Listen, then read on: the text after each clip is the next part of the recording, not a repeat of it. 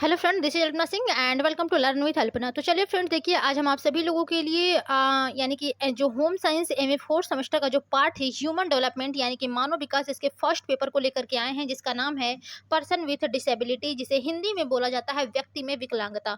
तो देखिए आज का जो क्लास रहने वाला है फ्रेंड्स, सारे के सारे हम आप सभी लोगों को सीरीज वाले प्रश्न कराएंगे। ठीक है, काफ़ी लोगों के कमेंट्स आ रहे हैं कि मैम सीरीज वाले क्वेश्चन भी कंप्लीट करा दीजिए। तो देखिए आज मैं आप लोगों के लिए एक मैराथन क्लास लेने वाली थी, बट वो मैराथन क्लास हम आप लोगों को कल देंगे। ठीक है, क्योंकि क्लास जो है वो थोड़ा सा आप लोगों का लंबा है। ठीक है, तो वो मैराथन क्लास हम आप लोगों को कल देंगे। आज की भी देखिए जो भी हमारे सीरीज वाले क्वेश्चंस वो हमने आप लोगों को 100+ क्वेश्चंस लिया है, यानी कि 101 क्वेश्चंस लिए हुए हैं आपके सीरीज वाले क्वेश्चन से। तो देखिए जाहिर सी बात है कि 101 क्वेश्चन है, तो क्वेश्चन यानी कि जो हमारा क्लास रहेगा थोड़ा सा लंबा तो रहेगा ही आज का। ठीक है, और साथ ही साथ फ्रेंड्स आज हम आप सभी लोगों के लिए एक जो यानी कि पीडीएफ के लिए जो अपडेट देना था उसको मैं बता रही हूँ, और आप लोग ध्यान से सुनिएगा। ठीक है, कि जिन लोगों को देखिए पीडीएफ लेना था, ठीक है, काफ़ी लोगों ने कमेंट कर रहा था कि मैम पीडीएफ कैसे प्राप्त करें, कैसे मिलेगा। ठीक है, तो उन सभी लोगों को मैं बताना चाहती हूँ कि देखिए जो पीडीएफ लेना है, ठीक है, और सबसे पहले तो मैं उसकी प्राइजेस बता दे रही हूँ। ठीक है, कि उसका प्राइस कितना है और आप लोगों को कैसे मिलेगा, क्योंकि देखिए काफ़ी लोगों के कमेंट्स आ रहे हैं, सबको लग रहा है कि टेलीग्राम चैनल पर, बट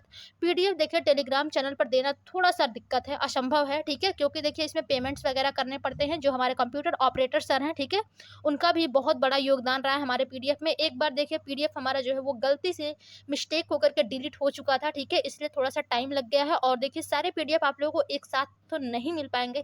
ठीक है, उसके लिए मैं बताऊंगी आप लोगों को पीडीएफ कैसे कैसे लेना है। ठीक है, तो सबसे पहले देखिए आप लोगों को व्हाट्सएप नंबर पर मैसेज करना है। ठीक है, आपका एक लर्न विथ अल्पना का व्हाट्सएप है। ठीक है, नंबर है उसका आप लोग नोट करिएगा। नंबर यानी कि नंबर आपका है 1 मिनट। ठीक है, नंबर नोट करिएगा आप लोगों का 63 062 75 624। ठीक है, ये देखिए व्हाट्सअप बिजनेस नंबर है। ठीक है, यानी कि व्हाट्सअप नंबर है। इसी पे आप लोगों को, जिन लोगों को पीडीएफ लेने हैं वो लोग हमें मैसेज करेंगे। ठीक है, उस पे आप लोगों को बारकोड यानी कि सेंड किया जाएगा, उसी पर आप लोगों को पेमेंट करना है। और देखिए 3 पेपर हैं आप लोगों के। आप लोग यदि श्योर सीरीज लेते हैं तो आप लोगों को 19 रुपीज़ के एक श्योर सीरीज मिल रहे हैं। ठीक है, लेकिन हमने देखिए जो पीडीएफ है कंप्यूटर ऑपरेटर सर का तो बहुत ज़्यादा भाई वो है। ठीक है, बट मैं काफ़ी कम कराई हूँ आप लोगों को। 99 रुपीज़ में आप लोगों को 30 यानी सॉरी, आप लोगों का जो तीनों पीडीएफ है, ठीक है, first paper, second paper, third paper, इन तीनों पेपर का आप लोगों को पीडीएफ मिल जाएगा, यानी कि 99 रुपीज़ में मात्र। ठीक है, तो जो लोग लेना चाहते हैं वो लोग इस व्हाट्सएप नंबर पर मैसेज कर सकते हैं। ठीक है, और डायरेक्ट वो मैसेज मेरे ही पास आएगा, और उसका जो रिप्लाई होगा वो आप लोगों को कंप्यूटर ऑपरेटर सर ही देंगे। ठीक है, तो यहाँ पर देखिए आप सभी लोगों को मैं सबसे पहले बताना चाहती हूँ कि देखिए पहले से ही आप लोगों को 3 पेपर थे। ठीक है, व्यक्ति में विकलांगता, दूसरा था आपका असमर्थ एवं अक्षम बालकों की देखभाल, और थर्ड था आपका वैज्ञानिक लेख। ठीक है, तो सबसे पहले देखिए फ्रेंड्स, इन तीनों पेपर को आप लोगों को 99 रुपीज़ में दिया जा रहा है। ठीक है, और जो आप लोगों का फोर्थ पेपर है मानवाधिकार, उसका पीडीएफ आप लोगों को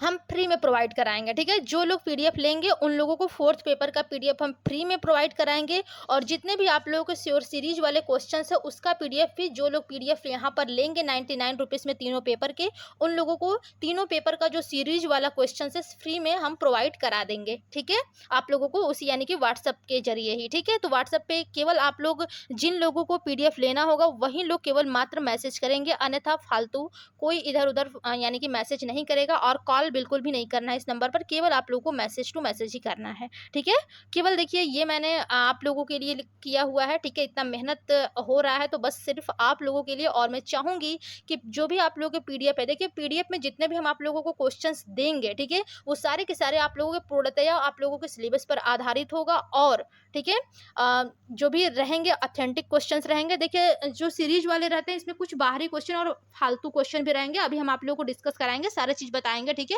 वैसे आज के तो मैंने क्वेश्चंस थोड़ा से छाट करके ही लिया है, बट देखिए बाकी और भी क्वेश्चंस है जो थोड़े से फालतू हैं और क्वेश्चन में फंसेंगे नहीं। ठीक है, लेकिन जो पीडीएफ में हम आप लोगों को क्वेश्चंस प्रोवाइड कराएंगे, आपको वीडियो भी मिल जाएगा चैनल पर हमारे। ठीक है, और जो भी क्वेश्चंस पीडीएफ में सारे के सारे ऑथेंटिक क्वेश्चंस उसमें रहेंगे, और सारे आप लोगों के 100% श्योर पेपर में फंसने वाले क्वेश्चंस रहेंगे। ठीक है, 100% श्योर पेपर में फंसने वाले क्वेश्चंस रहेंगे। तो चलिए जो लोगों यानी कि जिन लोगों को पीडीएफ चाहिए, ठीक है, वो लोग हाँ आज ही व्हाट्सएप पे अपने कमेंट कर देंगे, सॉरी मैसेज कर देंगे। ठीक है, और एक चीज़ आप लोगों को और बता दें कि देखिए जो आप लोगों को पीडीएफ का फॉर्म मिलेगा, ठीक है? देखिए जो पार्ट 1 है यानी कि जो हमारा सेकंड पेपर है, नंबर आप सभी लोगों ने आई होप नोट कर लिया होगा, ठीक है? ध्यान दीजिएगा 63 062 75 624 आप लोगों का व्हाट्सएप नंबर है जिसके माध्यम से आप लोगों को पीडीएफ प्रोवाइड कराया जाएगा, ठीक है?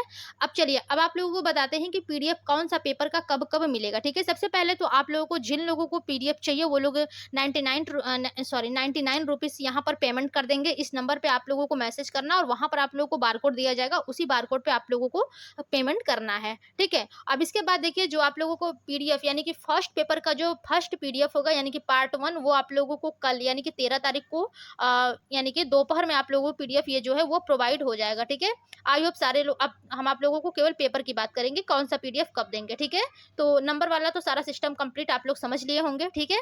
99 रुपीज़ में ही केवल आप लोगों को पीडीएफ प्रोवाइड कराया जा रहा है, सबसे कम दाम में है, ठीक है? और जो लोग देखिए इच्छुक होंगे लेने के लिए वही लोग लेंगे, ज़बरदस्ती कोई नहीं है यहाँ पर, ठीक है?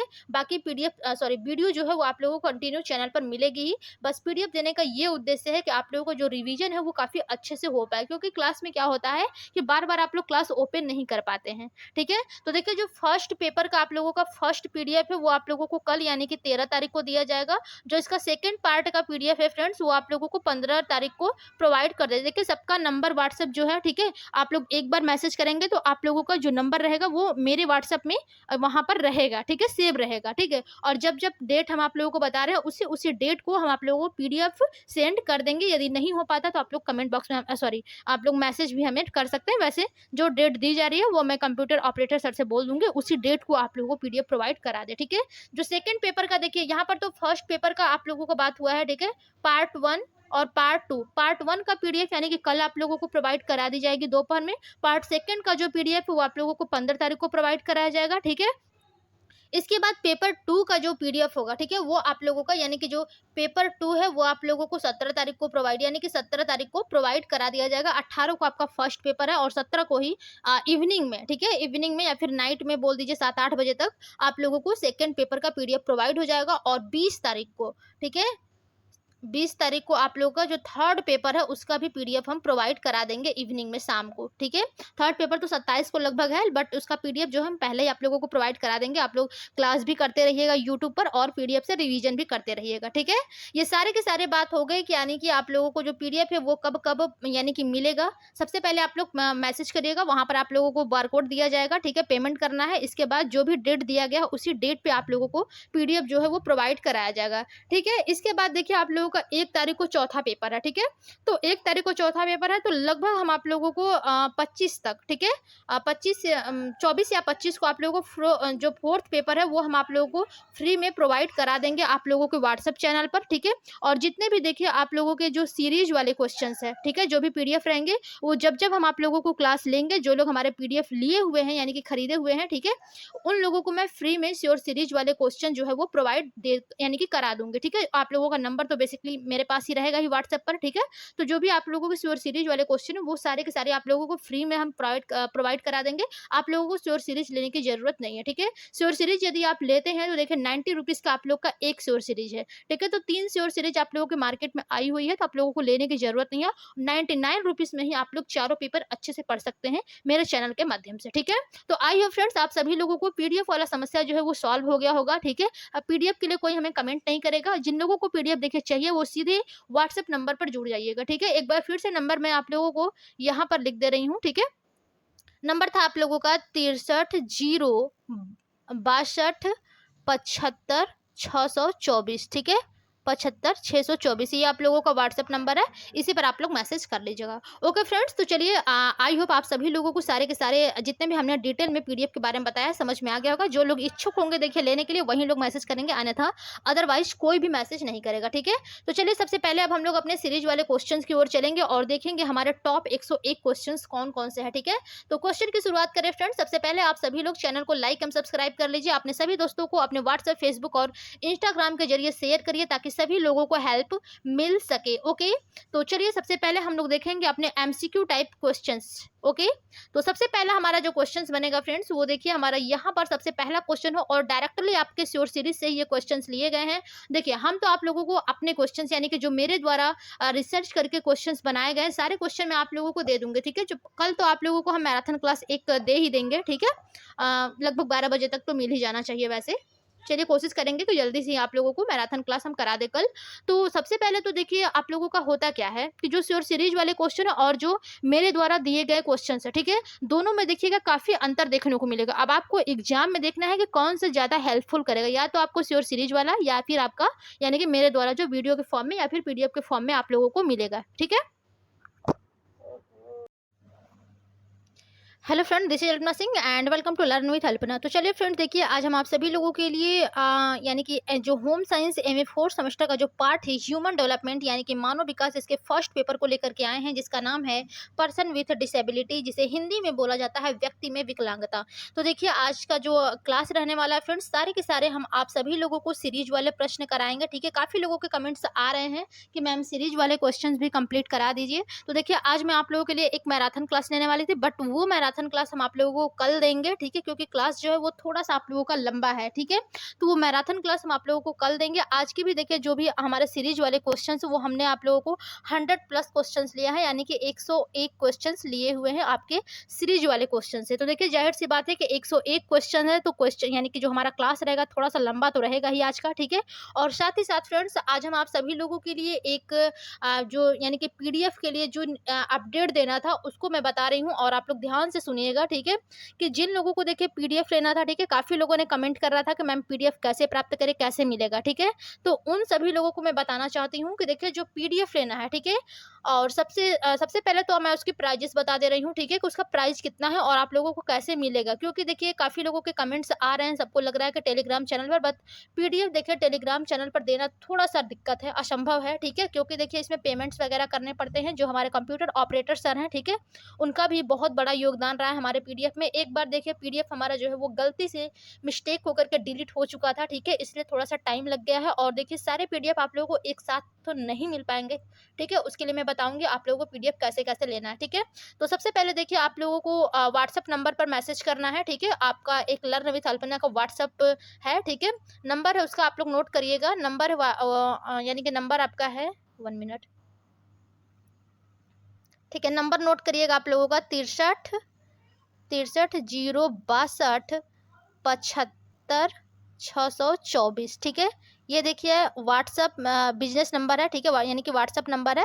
इसी पे आप लोगों को जिन लोगों को पीडीएफ लेने हैं वो लोग हमें मैसेज करेंगे। ठीक है, उस पर आप लोगों को बारकोड यानी कि सेंड किया जाएगा, उसी पर आप लोगों को पेमेंट करना है। और देखिए 3 पेपर हैं आप लोगों के। आप लोग यदि श्योर सीरीज लेते हैं तो आप लोगों के 19 रुपीज़ के एक श्योर सीरीज मिल रहे हैं। ठीक है, लेकिन हमने देखिए जो पीडीएफ है कंप्यूटर ऑपरेटर सर का तो बहुत ज़्यादा भाई वो है। ठीक है, बट मैं काफ़ी कम कराई हूँ आप लोगों को। 99 रुपीज़ में आप लोगों को 30 यानी सॉरी आप लोगों का जो तीनों पीडीएफ है, ठीक है, first paper, second paper, third paper, इन तीनों पेपर का आप लोगों को पीडीएफ मिल जाएगा, यानी कि 99 रुपीज़ में मात्र। ठीक है, तो जो लोग लेना चाहते हैं वो लोग इस व्हाट्सएप नंबर पर मैसेज कर सकते हैं। ठीक है, और डायरेक्ट वो मैसेज मेरे ही पास आएगा, और उसका जो रिप्लाई होगा वो आप लोगों को कंप्यूटर ऑपरेटर सर ही देंगे। ठीक है, तो यहाँ पर देखिए आप सभी लोगों को मैं सबसे पहले बताना चाहती हूँ कि देखिए पहले से ही आप लोगों के 3 पेपर थे।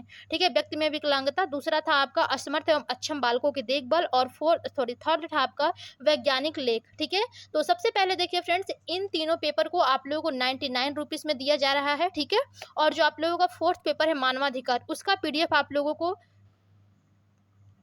हम फ्री में प्रोवाइड कराएंगे। ठीक है, जो लोग पीडीएफ लेंगे उन लोगों को फोर्थ पेपर का पीडीएफ हम फ्री में प्रोवाइड कराएंगे, और जितने भी आप लोगों के श्योर सीरीज वाले क्वेश्चंस है उसका पीडीएफ भी जो लोग पीडीएफ यहाँ पर लेंगे 99 रुपीज़ में तीनों पेपर के, उन लोगों को तीनों पेपर का जो सीरीज वाला क्वेश्चन है फ्री में हम प्रोवाइड करा देंगे। ठीक है, आप लोगों को उसी यानी कि व्हाट्सएप के जरिए ही। ठीक है, तो व्हाट्सएप पे केवल आप लोग जिन लोगों को पीडीएफ लेना होगा वही लोग केवल मात्र मैसेज करेंगे, अन्यथा फालतू कोई इधर उधर यानी कि मैसेज नहीं करेगा, और कॉल बिल्कुल भी भी नहीं करना है इस नंबर पर, केवल आप लोगों को मैसेज टू मैसेज ही करना है, ठीक है। केवल देखिए ये मैंने आप लोगों के लिए किया हुआ है, ठीक है। इतना मेहनत हो रहा है तो बस सिर्फ आप लोगों के लिए, और मैं चाहूँगी कि जो भी आप लोगों के पीडीएफ है, देखिए पीडीएफ में जितने भी हम आप लोगों को क्वेश्चंस देंगे, ठीक है, वो सारे के सारे आप लोगों के पूर्णतया आप लोगों के सिलेबस पर आधारित होगा, और ठीक है जो भी रहेंगे ऑथेंटिक क्वेश्चंस रहेंगे। देखिए जो सीरीज वाले रहते हैं इसमें कुछ बाहरी क्वेश्चन और फालतू क्वेश्चन भी रहेंगे, अभी हम आप लोगों को डिस्कस कराएंगे, सारी चीज बताएंगे, ठीक है। वैसे आज के तो मैंने क्वेश्चंस थोड़ा सा छाट करके ही लिया है, बट देखिए बाकी और भी क्वेश्चन है जो थोड़े से फालतू हैं और क्वेश्चन में फंसेंगे नहीं, ठीक है। लेकिन जो पीडीएफ में हम आप लोगों को क्वेश्चंस प्रोवाइड कराएंगे, आपको वीडियो भी मिल जाएगा चैनल पर हमारे, ठीक है। और जो भी क्वेश्चंस पीडीएफ में सारे के सारे ऑथेंटिक क्वेश्चंस उसमें रहेंगे, और सारे आप लोगों के 100% श्योर पेपर में फंसने वाले क्वेश्चंस रहेंगे, ठीक है। 100% श्योर पेपर में फंसने वाले क्वेश्चंस रहेंगे। तो चलिए जो लोगों यानी कि जिन लोगों को पीडीएफ चाहिए, ठीक है, वो लोग आज ही व्हाट्सएप पे अपने कमेंट कर देंगे, सॉरी मैसेज कर देंगे, ठीक है। और एक चीज़ आप लोगों को और बता दें कि देखिए जो आप लोगों को पीडीएफ का फॉर्म मिलेगा, ठीक है। देखिए जो पार्ट 1 है यानी कि जो हमारा सेकंड पेपर है, नंबर आप सभी लोगों ने आई होप नोट कर लिया होगा, ठीक है। ध्यान दीजिएगा 63 062 75 624 आप लोगों का व्हाट्सएप नंबर है, जिसके माध्यम से आप लोगों को पीडीएफ प्रोवाइड कराया जाएगा, ठीक है। अब चलिए अब आप लोगों को बताते हैं कि पीडीएफ कौन सा पेपर का कब कब मिलेगा, ठीक है। सबसे पहले तो आप लोगों को जिन लोगों को पीडीएफ चाहिए वो लोग 99 रुपीज़ यहाँ पर पेमेंट कर देंगे। इस नंबर पे आप लोगों को मैसेज करना और वहाँ पर आप लोगों को बारकोड दिया जाएगा, उसी बारकोड पे आप लोगों को पेमेंट करना है, ठीक है। अब इसके बाद देखिए जो आप लोगों को पीडीएफ यानी कि फर्स्ट पेपर का जो फर्स्ट पीडीएफ होगा यानी कि पार्ट 1, वो आप लोगों को कल यानी कि 13 तारीख को यानी कि दोपहर में आप लोगों को पीडीएफ ये जो है वो प्रोवाइड हो जाएगा, ठीक है। आई होप सारे लोग, अब हम आप लोगों को केवल पेपर की बात करेंगे, कौन सा पीडीएफ कब देंगे, ठीक है। तो नंबर वाला तो सारा सिस्टम कंप्लीट आप लोग समझ लिए होंगे, ठीक है। 99 रुपीज़ में ही केवल आप लोगों को पीडीएफ प्रोवाइड कराया जा रहा है, सबसे कम दाम में है, ठीक है। और जो लोग देखिए इच्छुक होंगे लेने के लिए वही लोग लेंगे, जबरदस्ती कोई नहीं है यहाँ पर, ठीक है।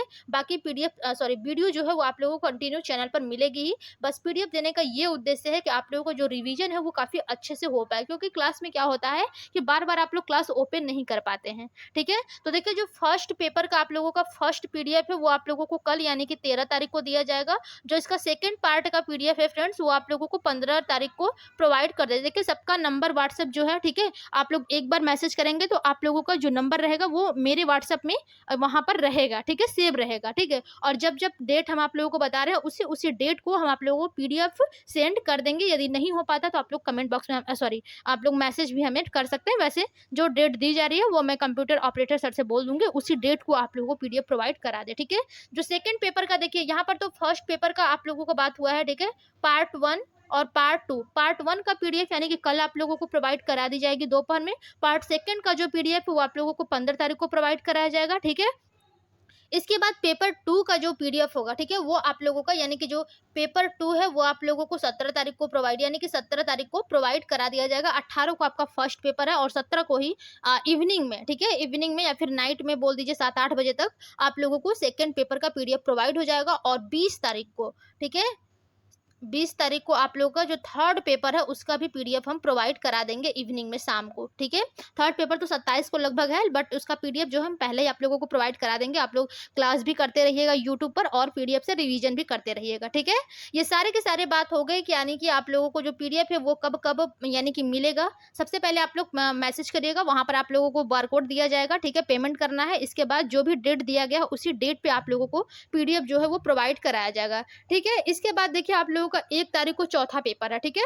तो 1 तारीख को चौथा पेपर है तो लगभग हम आप लोगों को 25 तक, ठीक है, 24 या 25 को आप लोगों को जो फोर्थ पेपर है वो हम आप लोगों को फ्री में प्रोवाइड करा देंगे आप लोगों के व्हाट्सएप चैनल पर, ठीक है। और जितने भी देखिए आप लोगों के जो सीरीज वाले क्वेश्चंस है, ठीक है, जो भी पीडीएफ रहेंगे वो जब जब हम आप लोगों को क्लास लेंगे, जो लोग हमारे पीडीएफ लिए हुए हैं यानी कि खरीदे हुए हैं, ठीक है, उन लोगों को मैं फ्री में श्योर सीरीज वाले क्वेश्चन जो है वो प्रोवाइड दे यानी कि करा दूंगी, ठीक है। आप लोगों का नंबर तो बेसिकली मेरे पास ही रहेगा ही व्हाट्सएप पर, ठीक है।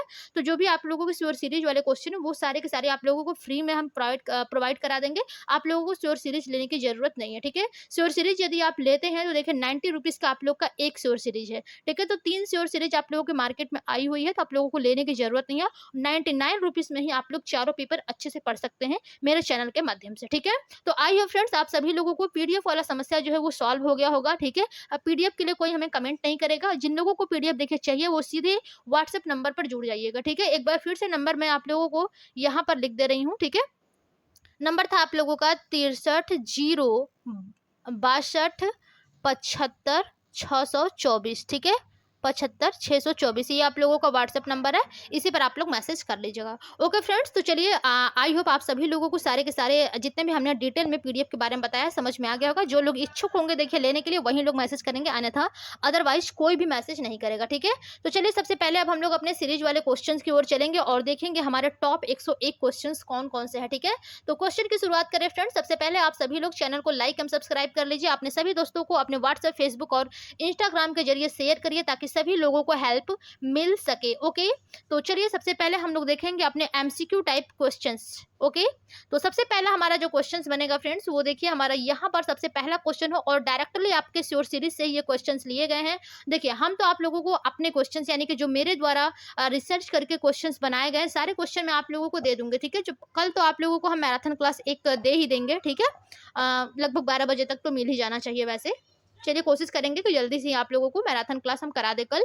तो सबसे पहले तो देखिए आप लोगों का होता क्या है कि जो श्योर सीरीज वाले क्वेश्चन है और जो मेरे द्वारा दिए गए क्वेश्चन है, ठीक है, दोनों में देखिएगा काफी अंतर देखने को मिलेगा। अब आपको एग्जाम में देखना है कि कौन सा ज्यादा हेल्पफुल करेगा, या तो आपको श्योर सीरीज वाला या फिर आपका यानी कि मेरे द्वारा जो वीडियो के फॉर्म में या फिर पीडीएफ के फॉर्म में आप लोगों को मिलेगा, ठीक है।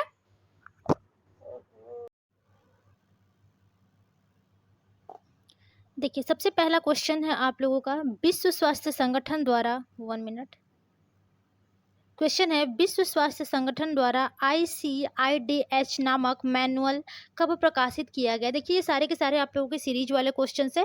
तो यहाँ पर जो सबसे पहला क्वेश्चन पूछा गया है कि विश्व स्वास्थ्य संगठन द्वारा ICIDH नामक मैनुअल कब प्रकाशित किया गया। पहला ऑप्शन है आपका वर्ष 1975 में, सेकेंड ऑप्शन है आपका वर्ष 1980 में, थर्ड ऑप्शन है आपका वर्ष 1990 में और फोर्थ ऑप्शन है आपका वर्ष 2000 में। तो यहाँ पर देखिए जो सबसे करेक्ट ऑप्शन हो जाएगा जो आपका विश्व स्वास्थ्य संगठन द्वारा ICIDH नामक जो मैनुअल है इसको प्रकाशित किया गया था सन 1980 में, ठीक है। तो यहाँ पर जो राइट ऑप्शन बनेगा फ्रेंड्स ऑप्शन नंबर आपका सेकेंड ही बिल्कुल करेक्ट हो जाएगा। ओके, चलिए अगले क्वेश्चन की ओर चलेंगे। देखिए जाहिर सी बात है हमारा 100+ क्वेश्चन है तो थोड़ा सा हमको लोगों को थोड़ा जल्दी जल्दी करना है क्वेश्चन को सॉल्व, ठीक है।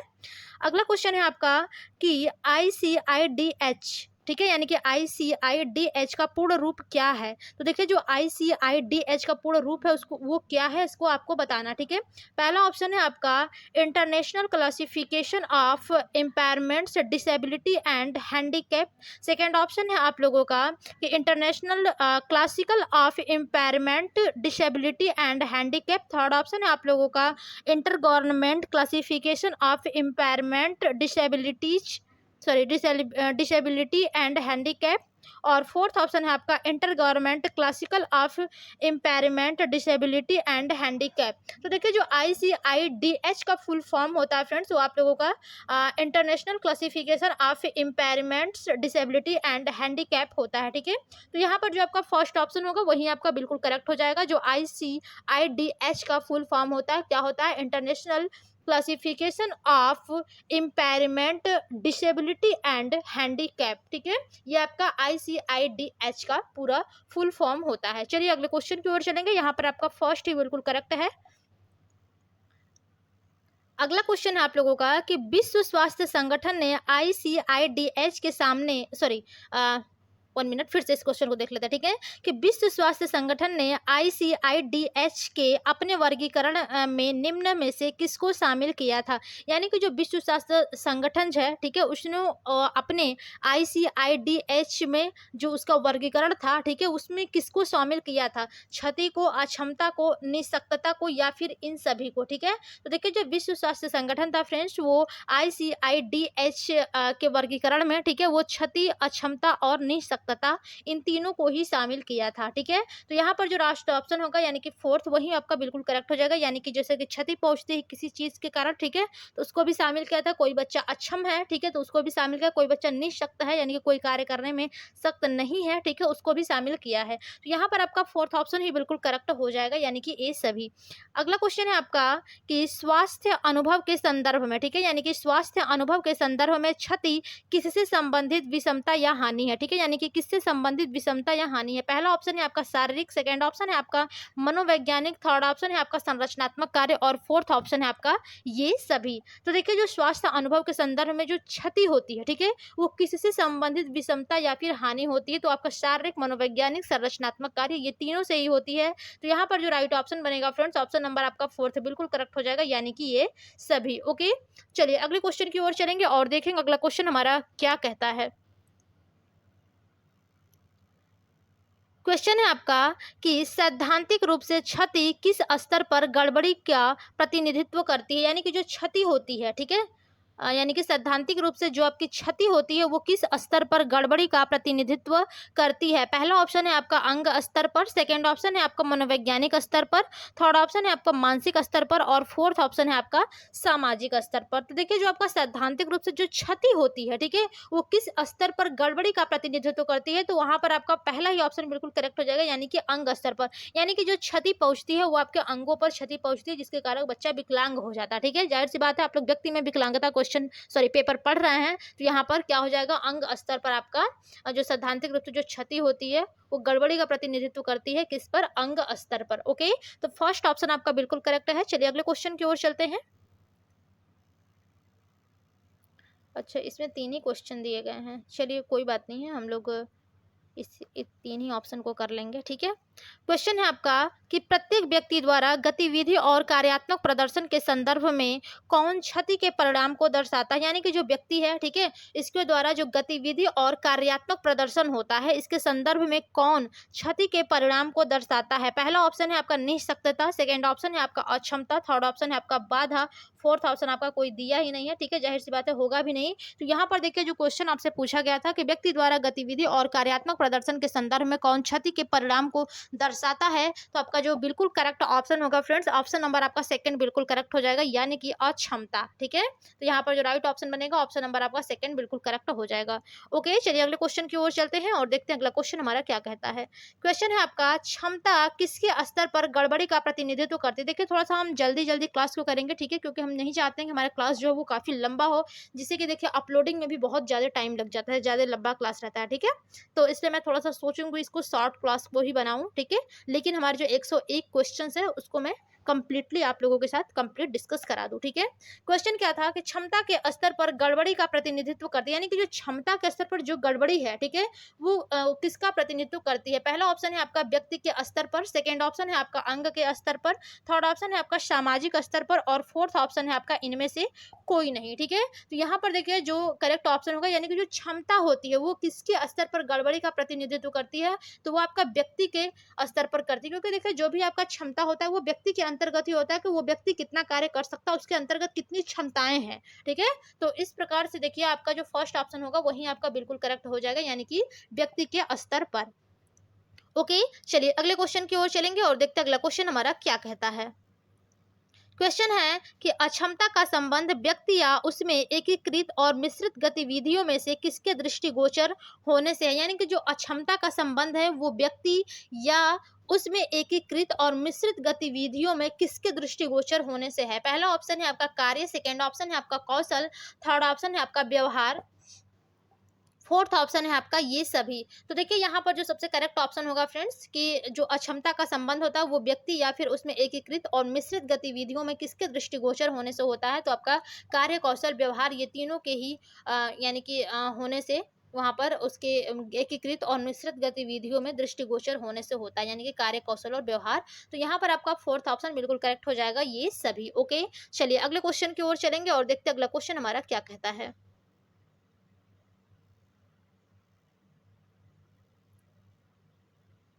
क्वेश्चन है आपका कि अक्षमता निम्न में से किसके बीच संयोजन यानी कि लिंक प्रदान करता है, यानी कि जो अक्षमता होता है वो किसके बीच संयोजन प्रदान करता है। पहला ऑप्शन है आपका क्षति, सेकंड ऑप्शन है आपका निःशक्तता, थर्ड ऑप्शन है आपका क और ख दोनों और फोर्थ ऑप्शन है आपका रोग। ठीक है, तो यहाँ पर देखिए जो राइट ऑप्शन होगा फ्रेंड्स तो आपका क्षति और निःशक्तता दोनों ही हो जाएगा, यानी कि क और ख दोनों यहाँ पर करेक्ट ऑप्शन आपके बनेंगे। ठीक है, तो थर्ड ऑप्शन जो होगा वही आपका बिल्कुल करेक्ट हो जाएगा। अगला क्वेश्चन है आपका कि निम्न में से किसका संबंध वस्तुनिष्ठता से है, यानी कि निम्न में से किसका संबंध वस्तुनिष्ठता से है। पहला ऑप्शन है आपका क्षति, सेकंड ऑप्शन है आपका अक्षमता, थर्ड ऑप्शन देखिए यहाँ पर ख में आपका निःशक्तता रहेगा, ठीक है। यहाँ पर आपका चलिए आप क्वेश्चन, या फिर आप जो ग ऑप्शन है इसी को काट दीजिए, ठीक है। क्षति, अक्षमता और निःशक्तता, ठीक है। तो यहाँ पर देखिए जो सबसे करेक्ट ऑप्शन बनेगा, यानी कि यानी कि किसका संबंध वस्तुनिष्ठता से है। तो यानी कि जो आपका देखिए अक्षमता होती है उसी का संबंध आपके वस्तुनिष्ठता से होती है।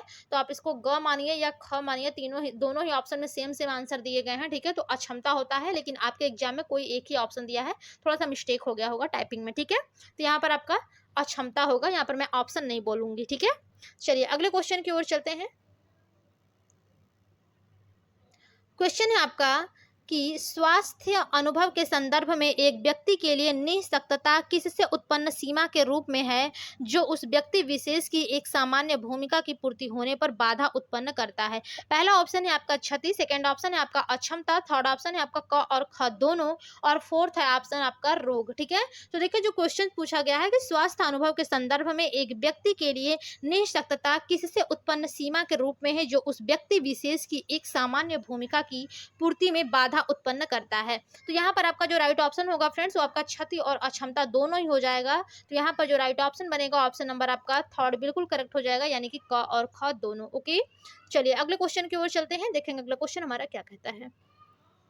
क्वेश्चन है आपका कि विश्व स्वास्थ्य संगठन ने स्वयं निम्न में किसको एक विवादित अवधारणा माना, यानी कि जो विश्व स्वास्थ्य संगठन है आपका WHO, उसने स्वयं किसको विवादित अवधारणा माना है। पहला ऑप्शन है आपका क्षति, सेकंड ऑप्शन है आपका अक्षमता, थर्ड ऑप्शन है आपका क और ख दोनों, और फोर्थ ऑप्शन है आपका निःशक्तता, ठीक है। तो देखिए जो विश्व स्वास्थ्य संगठन है उसने अपने यानी कि एक विवादित अवधारणा माना है, तो वो निःशक्तता जो होता है उसी को एक विवादित अवधारणा के रूप में माना है, ठीक है। तो जो फोर्थ ऑप्शन होगा वही आपका बिल्कुल करेक्ट हो जाएगा, यानी कि निःशक्तता। ओके, चलिए अगला क्वेश्चन देखिए हमारा। क्वेश्चन है आपका कि निःशक्तता की अवधारणा की कितनी महत्वपूर्ण विशेषताएं हैं, यानी कि जो निःशक्तता की अवधारणा की जो महत्वपूर्ण रूप से विशेषताएं होती हैं वो कितनी होती है, एक होती हैं, दो होती हैं, तीन होती हैं, या फिर चार होती हैं। तो यहाँ पर जो आपका सबसे करेक्ट ऑप्शन बनेगा फ्रेंड्स, ऑप्शन नंबर आपका थर्ड हो जाएगा, तीन। यानी कि जो निःशक्तता की अवधारणा है वो कितनी महत्वपूर्ण विशेषता है उसकी, तो वो आपकी तीन उसकी महत्वपूर्ण रूप से विशेषता है, किसकी, निःशक्तता की। ओके, चलिए अगले क्वेश्चन की ओर चलेंगे और देखेंगे अगला क्वेश्चन हमारा क्या कहता है। क्वेश्चन है आपका कि निम्न में से किसकी अवधारणा के लिए, यानी कि निम्न में से किसकी अवधारणा के लिए समय, स्थान, स्थिति और भूमिका सभी महत्वपूर्ण है, यानी कि किसकी अवधारणा के लिए आपका समय, आपका स्थान, आपकी स्थिति और आपका जो रोल है यानी कि जो भूमिका है वो सभी के लिए महत्वपूर्ण है। रोग के लिए है, या अक्षमता के लिए है, या निःशक्तता के लिए है, या फिर क्षति के लिए है। तो यहाँ पर देखिए जो सबसे करेक्ट ऑप्शन बनेगा फ्रेंड्स वो आपका ऑप्शन नंबर आपका थर्ड बिल्कुल करेक्ट हो जाएगा, ये निःशक्तता के लिए होते हैं, यानी कि जो निःशक्तता वाले व्यक्ति होते हैं, ठीक है, इनकी अवधारणा के लिए समय, स्थान, स्थिति और भूमिका, इन सभी यानी कि इन चारों पॉइंट्स की महत्वपूर्ण यानी कि होती है, ठीक है। अवधारणा के लिए सबसे महत्वपूर्ण होता है निःशक्तता के लिए, ठीक है। तो थर्ड ऑप्शन आपका बिल्कुल करेक्ट हो जाएगा। चलिए अगले क्वेश्चन की ओर चलेंगे और देखते हैं अगला क्वेश्चन हमारा क्या कहता है। क्वेश्चन है आपका कि निम्न में से किसकी सामाजिक अनुभव के महत्वपूर्ण आयाम के रूप में माना गया है, यानी कि निम्न में से किसकी सामाजिक अनुभव के महत्वपूर्ण आयाम के रूप में माना गया है। पहला ऑप्शन है आपका ओरिएंटेशन, सेकंड ऑप्शन है आपका शारीरिक स्वतंत्रता, थर्ड ऑप्शन है आपका सामाजिक एकीकरण, और फोर्थ ऑप्शन है आपका ये सभी, ठीक है।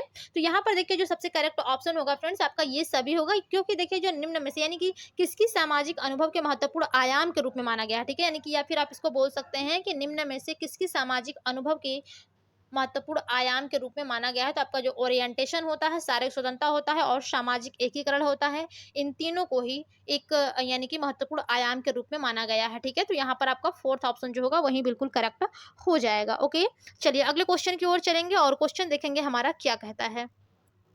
क्वेश्चन है आपका विश्व स्वास्थ्य संगठन यानी कि ओहो, ये क्वेश्चन है थोड़ा सा मिस्टेक हो गया, ठीक है। चलिए इस क्वेश्चन को थोड़ा सा इसको कट करिए, मैं आप लोगों को बोल रही हूँ, यदि आप लोग नोट करना चाहते हैं तो कर सकते हैं, ठीक है।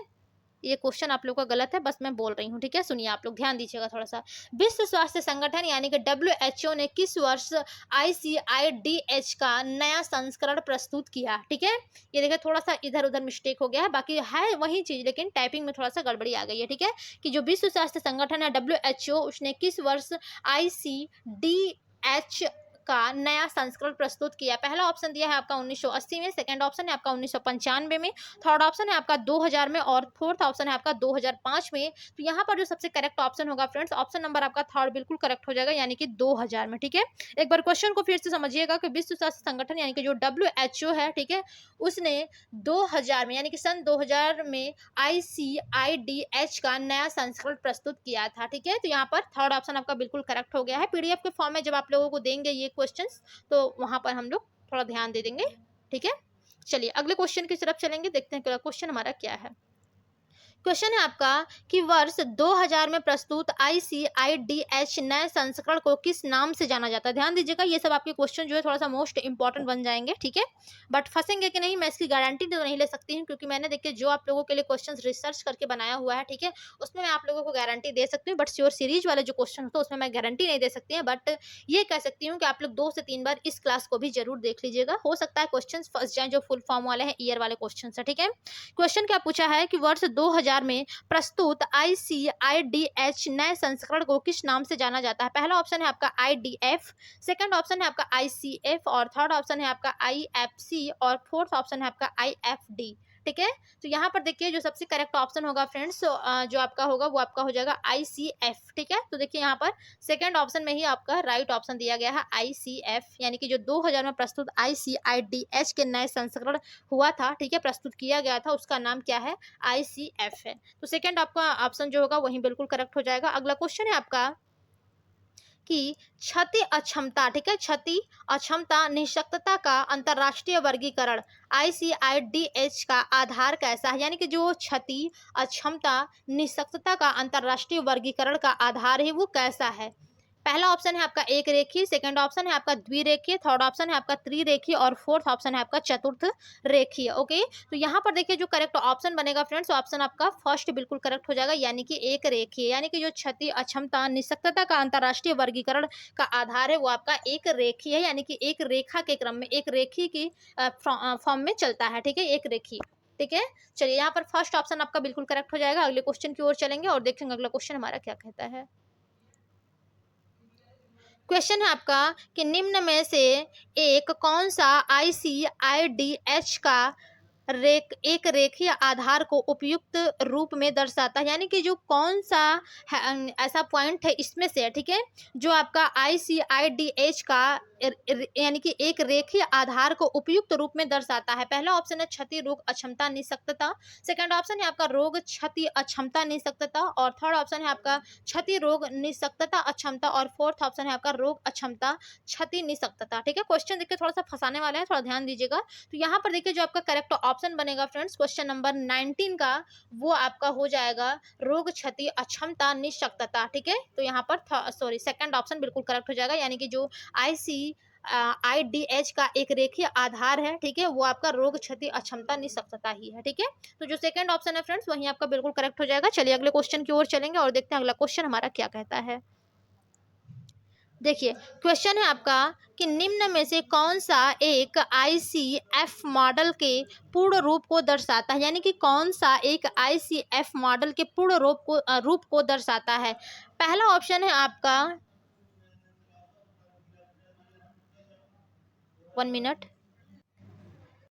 चलिए ठीक है, यानी कि आपको बताना है कि जो यानी कि ICF मॉडल का एक पूर्ण रूप को दर्शाता है वो क्या है, यानी कि आप इससे यहाँ से एक क्वेश्चन बन सकता है कि ICF का पूर्ण रूप क्या है। ठीक है, तो ये आपका इंटरनेशनल रहेगा, यहाँ पर एक मीनिंग छूट गया है L। ठीक है, पहला ऑप्शन दिया है international classification of functioning disability and health, second option आपका दिया है international classification of working disability and health, third option आपका दिया है international classical functioning of disability and health और फोर्थ ऑप्शन दिया है आपका inter government classification of functioning disability and health. तो देखिए जो आपका एक ICF मॉडल का पूर्ण रूप को दर्शाता है, ठीक है, वहां पर आपका सबसे करेक्ट जो ऑप्शन होगा ऑप्शन नंबर आपका फर्स्ट बिल्कुल करेक्ट हो जाएगा, international classification of functioning disability and health. Okay, तो जो फर्स्ट ऑप्शन होगा वही आपका बिल्कुल करेक्ट हो जाएगा। ओके फ्रेंड्स, चलिए अगले क्वेश्चन की ओर चलेंगे और देखते हैं अगला क्वेश्चन हमारा क्या कहता है। अगला क्वेश्चन है आपका कि ICF मॉडल निम्न में से किसका एक अंतरराष्ट्रीय वर्गीकरण है? यानी कि जो ICF मॉडल है वो किसका एक अंतरराष्ट्रीय वर्गीकरण है? क्रियात्मकता का है, विकलांगता का है, स्वास्थ्य का है, या फिर इन सभी का है। तो यहाँ पर जो राइट ऑप्शन बनेगा फ्रेंड्स, ऑप्शन नंबर आपका फोर्थ बिल्कुल करेक्ट हो जाएगा, यानी कि ये सभी जो आपका ICF मॉडल है, ठीक है, वो किसका अंतरराष्ट्रीय वर्गीकरण है, तो आपका क्रियात्मकता, विकलांगता और स्वास्थ्य इन तीनों का ही है। ओके, तो फोर्थ ऑप्शन आपका बिल्कुल करेक्ट हो जाएगा। चलिए अगले क्वेश्चन की ओर चलेंगे और देखते हैं अगला क्वेश्चन हमारा क्या कहता है। क्वेश्चन है कि ICF वर्गीकरण का मॉडल किस पर केंद्रित है, यानी कि जो ICF का वर्गीकरण का जो मॉडल है, ठीक है, जो प्रतिमान होता है वो किस पर केंद्रित है? स्वास्थ्य पर है, क्रियात्मकता पर है, क और ख दोनों पर है, विकलांगता पर है। ठीक है, तो ये आपका स्वास्थ्य और क्रियात्मकता पर है। तो यहाँ पर थर्ड ऑप्शन आपका बिल्कुल करेक्ट हो जाएगा कि क और ख दोनों। ठीक है, चलिए सेकेंड ऑप्शन आपका बिल्कुल करेक्ट है। अगले क्वेश्चन की ओर चलते हैं और देखते हैं अगला क्वेश्चन हमारा क्या कहता है। क्वेश्चन है आपका ICIDH मॉडल निम्न में से किस पर केंद्रित है, यानी कि जो ICIDH मॉडल है वो निम्न में से किस पर केंद्रित है? पहला ऑप्शन है आपका विकलांगता पर, सेकंड ऑप्शन है आपका स्वास्थ्य पर, थर्ड ऑप्शन है आपका क्रियात्मकता पर और फोर्थ ऑप्शन है आपका ख और ग दोनों पर। ठीक है, तो देखिए जो ICIDH मॉडल है, ठीक है, वो किस पर केंद्रित है फ्रेंड्स? तो वो आपका देखिए विकलांगता पर केंद्रित है। ठीक है, तो यहाँ पर जो फर्स्ट ऑप्शन है वही आपका बिल्कुल करेक्ट हो जाएगा। जो आपका ICIDH मॉडल है वो आपके विकलांगता पर केंद्रित है। ठीक है, यानी कि विकलांगता को केंद्र मान करके ICIDH मॉडल बनाया गया है। ठीक है, फर्स्ट ऑप्शन आपका बिल्कुल करेक्ट है। अगला क्वेश्चन है आपका कि विकलांगता के निम्न में से, ठीक है, यानी कि विकलांगता के निम्न में से कौन प्रमुख वैचारिक मॉडल है? पहला ऑप्शन है आपका चिकित्सा मॉडल, सेकंड ऑप्शन है आपका सामाजिक मॉडल, थर्ड ऑप्शन है आपका क और ख दोनों और फोर्थ ऑप्शन है आपका इसमें से कोई नहीं। ठीक है, तो देखिए जो विकलांगता के निम्न में से कौन प्रमुख वैचारिक मॉडल है, तो वो आपका चिकित्सा मॉडल और सामाजिक मॉडल ये दोनों ही है। तो यहाँ पर थर्ड ऑप्शन आपका हो जाएगा बिल्कुल करेक्ट, यानी कि क और ख दोनों। ओके, चलिए अगले क्वेश्चन की ओर चलेंगे और देखेंगे अगला क्वेश्चन हमारा क्या कहता है। क्वेश्चन है आपका कि सामाजिक मॉडल में विकलांगता को किसके द्वारा उत्पन्न समस्या के रूप में देखा जाता है, यानी कि जो सामाजिक मॉडल होता है, ठीक है, उसमें विकलांगता को किसके द्वारा उत्पन्न समस्या के रूप में देखा जाता है? पहला ऑप्शन है आपका समाज द्वारा, सेकंड ऑप्शन है आपका रोग, थर्ड ऑप्शन है आपका आघात और फोर्थ ऑप्शन है आपका ये सभी। ओके, तो यहाँ पर देखिए जो सामाजिक मॉडल में विकलांगता को किसके द्वारा उत्पन्न समस्या के रूप में देखा जाता है, तो जाहिर सी बात है जब आपका सामाजिक मॉडल के बात यानी कि बारे में बात किया जा रहा है, ठीक है, तो वहां पर समाज के द्वारा ही होगा। ओके, तो फर्स्ट ऑप्शन आपका बिल्कुल करेक्ट हो जाएगा। चलिए अगले क्वेश्चन की ओर चलते हैं और अगला क्वेश्चन हमारा देखते हैं क्या है। क्वेश्चन है आपका कि ICF का अनुप्रयोग निम्न में से किसमें किया जा सकता है, यानी कि जो ICF का अनुप्रयोग है वो निम्न में से किसमें किया जा सकता है? पहला ऑप्शन है आपका नीति निर्धारण, सेकंड ऑप्शन है आपका आर्थिक आकलन, थर्ड ऑप्शन है आपका वातावरण निर्माण और फोर्थ ऑप्शन है आपका ये सभी। तो देखिए जो ICF का अनुप्रयोग है, ठीक है, वो यानी कि निम्न में से किसमें किया जा सकता है? तो यहाँ पर जो करेक्ट ऑप्शन होगा फ्रेंड्स वो आपका ये सभी होगा, यानी कि नीति निर्धारण, आर्थिक आकलन और वातावरण निर्माण। तो यहाँ पर जो फोर्थ ऑप्शन होगा ये सभी यही आपका बिल्कुल करेक्ट हो जाएगा। ओके, चलिए अगले क्वेश्चन की ओर चलते हैं और देखेंगे अगला क्वेश्चन हमारा क्या कहता है। क्वेश्चन है कि निम्न में से कौन सा ICF के सिद्धांत के अंतर्गत शामिल है, यानी कि कौन सा इसमें से समानता, निष्पक्षता, पर्यावरणीय कारक या फिर ये सभी। ठीक है, इन सभी में से कौन सा एक ICF के सिद्धांत के अंतर्गत शामिल है? तो यहाँ पर देखिए आपका ये ये तीनों ही ऑप्शन बिल्कुल करेक्ट होंगे, यानी कि ऑप्शन नंबर फोर्थ बिल्कुल करेक्ट हो जाएगा, यानी कि समानता, निष्पक्षता और पर्यावरणीय कारक। ठीक है, ये तीनों ही आपके ICF के सिद्धांत के अंतर्गत शामिल है। तो फोर्थ ऑप्शन आपका बिल्कुल करेक्ट हो जाएगा। चलिए अगले क्वेश्चन की ओर चलेंगे और देखते हैं अगला क्वेश्चन हमारा क्या कहता है। क्वेश्चन है आपका कि भारत में विकलांगों के लिए चलाए जा रहे विशेष विद्यालय में सबसे ज्यादा किस प्रकार के विकलांगों के लिए चलाए जा रहे हैं, यानी कि भारत में आप लोगों के देखिए विकलांग बालकों के लिए विद्यालय तो चलाए जा रहे हैं, ठीक है, लेकिन क्वेश्चन है कि सबसे ज्यादा किस प्रकार के विकलांगों के लिए विद्यालय चलाए जा रहे हैं? पहला ऑप्शन है आपका दृष्टि की बाधा वाले यानी कि दृष्टिबाधित बालकों के लिए, मानसिक मंदता वालों बालकों के लिए, ये आपका गया में दिया है, यानी कि थर्ड ऑप्शन पहले ही हो गया। ठीक है, सेकंड ऑप्शन है आपका श्रवण की बाधा वाले और फोर्थ ऑप्शन है आपका अन्य निशक्तताओं वाले। ठीक है, तो यहाँ पर जो सबसे करेक्ट ऑप्शन बनेगा फ्रेंड्स, ऑप्शन नंबर आपका थर्ड है।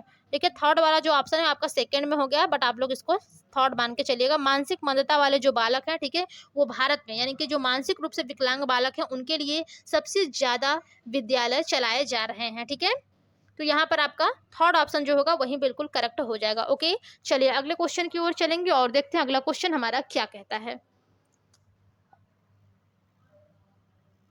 क्वेश्चन है आपका अगला कि भारत में किन दशकों के बीच विशेष शिक्षा केवल विशेष विद्यालयों में ही दी जाती थी, यानी कि भारत में किन दशकों के बीच जो आपके विशेष शिक्षा दी जाती थी वो केवल विशेष विद्यालयों में ही दी जाती थी। पहला ऑप्शन है आपका 1950 से 1960 तक, सेकंड ऑप्शन है आपका 1960 से 1970 तक, थर्ड ऑप्शन है आपका 1970 से 1980 तक और फोर्थ ऑप्शन है आपका 1980 से 1990 तक। ठीक है, तो यहाँ पर जो करेक्ट ऑप्शन होगा फ्रेंड्स कि जो भारत में किन दशकों के बीच जो विशेष शिक्षा था वो केवल विशेष विद्यालयों में ही दी जाती थी, तो आपका 1950 से लेकर के 1960 के दशक में ऐसा होता था कि जो विशेष शिक्षा थी वो केवल विशेष विद्यालयों तक ही सीमित थी, लेकिन अब प्रेजेंट टाइम में ऐसा नहीं है। ठीक है, यदि कोई भी कॉलेज है तो यानी कि स्कूल है, कॉलेज है, वो सब लोग सोचते हैं कि हम अपने बच्चों को विशेष शिक्षा दें ताकि हमारा जो यानी कि बच्चे हैं, ठीक है, वो अच्छे मार्क्स लाएं, समाज में अच्छा नाम अपना कमाएं, ठीक है, एक अच्छा नागरिक बन सके और हमारे विद्यालय का नाम जो है वो रोशन कर सके। ठीक है, तो अब आपको विशेष विद्यालयों की जगह आपको सामान्य विद्यालयों में भी विशेष शिक्षा यानी कि मिल रही है या फिर दी जा रही है। ठीक है, तो फर्स्ट ऑप्शन आपका बिल्कुल करेक्ट हो जाएगा। चलिए देखिए अगला क्वेश्चन है आपका कि भारत में राष्ट्रीय मानसिक विकलांग संस्थान, ठीक है, ये हम आप लोगों को क्वेश्चन कल के क्लास में कराए थे। भारत में राष्ट्रीय मानसिक विकलांग संस्थान NIMH कहाँ पर स्थित है? पहला ऑप्शन है आपका देहरादून, सेकंड ऑप्शन है आपका सिकंदराबाद, थर्ड ऑप्शन है आपका कोलकाता, फोर्थ ऑप्शन है आपका दिल्ली। तो देखिए यहाँ पर जो करेक्ट ऑप्शन बनेगा फ्रेंड्स कि जो भारत में राष्ट्रीय मानसिक विकलांग संस्थान स्थित है वो आपका सिकंदराबाद में। नहीं, ये क्वेश्चन हम आप लोगों को कल नहीं कराया था, कोई और ही क्वेश्चन कराया था। ठीक है, दृष्टिबाधित वाला कराया था, ये आपका मानसिक विकलांग है। ठीक है, तो यहाँ पर सेकंड ऑप्शन क्या हो जाएगा? सिकंदराबाद, यानी कि सेकंड ऑप्शन सिकंदराबाद में देखिए जो भारत में जो राष्ट्रीय मानसिक विकलांग संस्थान है वो आपका सिकंदराबाद में स्थित है। ठीक है, तो सेकंड ऑप्शन आपका बिल्कुल करेक्ट हो जाएगा। अगला क्वेश्चन देखिए क्या है, ये वाले क्वेश्चन मैंने कल कराया था, यदि आप लोगों को ध्यान से पढ़े होंगे तो आप लोगों को याद होगा। ठीक है, क्वेश्चन है कि भारत में दृष्टिबाधित संस्थान NIVH कहाँ पर स्थित है? पहला ऑप्शन है आपका देहरादून, सेकंड ऑप्शन है आपका सिकंदराबाद, थर्ड ऑप्शन है आपका कोलकाता, फोर्थ ऑप्शन है आपका दिल्ली। ठीक है, तो देखिए जो भारत में दृष्टि बाधित संस्थान NIVH स्थित है फ्रेंड्स वो आपका देहरादून में स्थित है। ठीक है, कल मैंने आपसे पूछा था देहरादून कहाँ पर है, किसी ने हमें कमेंट में नहीं बताया था। ठीक है, कि देहरादून आपका कहाँ पर पड़ता है। चलिए अगले क्वेश्चन की ओर चलेंगे और देखेंगे अगला क्वेश्चन हमारा क्या कहता है। टाइम नहीं है हमारे पास, ठीक है, काफी क्वेश्चंस को हम जल्दी जल्दी खत्म करेंगे। क्वेश्चन है कि राष्ट्रीय पुनर्वास प्रशिक्षण और अनुसंधान संस्थान भारत में किस शहर में स्थित है? यानी कि जो राष्ट्रीय पुनर्वास प्रशिक्षण और अनुसंधान संस्थान भारत में किस शहर में स्थित है? पहला ऑप्शन है आपका देहरादून, सेकेंड ऑप्शन है आपका कटक, थर्ड ऑप्शन है आपका चेन्नई और फोर्थ ऑप्शन है आपका कोलकाता। तो देखिए जो राष्ट्रीय पुनर्वास प्रशिक्षण और अनुसंधान संस्थान है वो आपके भारत के किस शहर में स्थित है? तो वो आपका आपका कटक यानी कि कटक शहर में स्थित है। ठीक है, तो यहाँ पर आपका सेकंड ऑप्शन जो होगा वो बिल्कुल करेक्ट हो जाएगा। चलिए अगले क्वेश्चन की ओर चलेंगे। देखिए वन लाइनर क्वेश्चन है, बहुत ज्यादा सिंपल क्वेश्चन है, थोड़ा सा बस ध्यान देने की जरूरत है, तो आप लोग ध्यान देते हुए चलिएगा। ठीक है, क्वेश्चन है कि राष्ट्रीय बहुविकलांग व्यक्ति सशक्तिकरण संस्थान यानी कि NIEPND, ठीक है, भारत में किस शहर में स्थित है? भारत के किस शहर में, यानी कि जो राष्ट्रीय बहुविकलांग व्यक्ति सशक्तिकरण संस्थान है वो भारत के किस शहर में स्थित है? पहला ऑप्शन है आपका चेन्नई, सेकंड ऑप्शन है आपका देहरादून, थर्ड ऑप्शन है आपका दिल्ली और फोर्थ ऑप्शन है आपका कोलकाता। तो यहाँ पर देखिए जो फ्रेंड्स सबसे करेक्ट ऑप्शन होगा जो आपका राष्ट्रीय बहुविकलांग व्यक्ति सशक्तिकरण संस्थान भारत के किस शहर में स्थित है, तो वो आपका चेन्नई में स्थित है। ठीक है, यानी कि फर्स्ट ऑप्शन जो होगा वो आपका बिल्कुल करेक्ट हो जाएगा। ओके, चलिए अगले क्वेश्चन की ओर चलेंगे और देखते हैं अगला क्वेश्चन हमारा क्या कहता है। क्वेश्चन है आपका कि भारत की किस शिक्षा नीति के तहत निःशक्तता वाले बच्चों की शिक्षा का प्रावधान किया गया है? यानी कि भारत की किस शिक्षा नीति के तहत, यानी कि जो भारत की कौन सी ऐसी शिक्षा नीति है जिसके तहत निःशक्तता वाले बच्चों की शिक्षा का प्रावधान किया गया है? पहला ऑप्शन है आपका राष्ट्रीय शिक्षा नीति 1985, सेकंड ऑप्शन है आपका राष्ट्रीय शिक्षा नीति 1986, थर्ड ऑप्शन है आपका राष्ट्रीय शिक्षा नीति 1987 और फोर्थ ऑप्शन है आपका राष्ट्रीय शिक्षा नीति 1988। तो यहाँ पर देखिए जो करेक्ट ऑप्शन होगा फ्रेंड्स वो आपका राष्ट्रीय शिक्षा नीति आपका 1986 हो जाएगा। देखिए जब आपका राष्ट्रीय शिक्षा नीति 1986 आया था उसी के तहत ये कहा गया था कि जो निःशक्तता वाले बच्चे हैं उनको शिक्षा का प्रावधान किया जाना चाहिए। ठीक है, तो यहाँ पर जो आपका सेकंड ऑप्शन होगा वही बिल्कुल करेक्ट हो जाएगा, यानी कि राष्ट्रीय शिक्षा नीति 1986। ओके, चलिए अगले क्वेश्चन की ओर चलेंगे। सेकंड ऑप्शन यहाँ पर आपका बिल्कुल करेक्ट था। अगला क्वेश्चन है आपका कि निःशक्त बच्चों के लिए एकीकृत शिक्षा यानी कि आईईडीसी, ठीक है, आईईडीसी योजना किस मंत्रालय के द्वारा तैयार की गई, यानी कि जो निःशक्त बच्चे हैं, ठीक है, उनके लिए एकीकृत शिक्षा योजना जो है वो किस मंत्रालय के द्वारा तैयार की गई थी। पहला ऑप्शन है आपका शिक्षा मंत्रालय द्वारा, सेकंड ऑप्शन है आपका मानव संस्थान विकास मंत्रालय द्वारा, थर्ड ऑप्शन है आपका शिक्षा एवं सांख्यिकी मंत्रालय द्वारा, फोर्थ ऑप्शन है आपका शिक्षा एवं मानव संस्थान विकास मंत्रालय द्वारा। ओके, तो यहाँ पर जो सबसे करेक्ट ऑप्शन बनेगा फ्रेंड्स, ऑप्शन नंबर आपका सेकंड बिल्कुल करेक्ट हो जाएगा, मानव संस्थान विकास मंत्रालय के द्वारा। ठीक है, यानी कि जो निःशक्त बच्चे हैं उनके लिए एकीकृत जो शिक्षा है, ठीक है, यानी कि एकीकृत शिक्षा योजना आपका मानव संस्थान विकास मंत्रालय के द्वारा तैयार की गई थी। ठीक है, तो यहाँ पर सेकंड ऑप्शन जो होगा वही बिल्कुल करेक्ट हो जाएगा। ओके, चलिए अगले क्वेश्चन की ओर चलेंगे और देखते हैं अगला क्वेश्चन हमारा क्या कहता है। क्वेश्चन है कि आईसीआईडीसी योजना जो निःशक्त बच्चों के लिए एकीकृत शिक्षा योजना है, किसके द्वारा प्रायोजित है या फिर किसके द्वारा आयोजित किया गया है। पहला ऑप्शन है आपका केंद्र सरकार, राज्य सरकार, थर्ड ऑप्शन है आपका केंद्र व राज्य दोनों की सम्मिलित, और फोर्थ ऑप्शन है आपका उपरोक्त में से कोई नहीं। ठीक है, तो देखिए जो आईईडीसी, ठीक है, आईईडीसी योजना जो कि आपका निःशक्त बच्चों के लिए एकीकृत शिक्षा योजना है वो आपका केंद्र सरकार के द्वारा है, यानी कि केंद्र के द्वारा प्रायोजित किया जाती है। ठीक है, यानी कि केंद्र सरकार के द्वारा। ठीक है, तो यहाँ पर फर्स्ट ऑप्शन आपका बिल्कुल करेक्ट हो जाएगा। चलिए अगले क्वेश्चन की ओर चलेंगे और देखते हैं अगला क्वेश्चन हमारा क्या कहता है।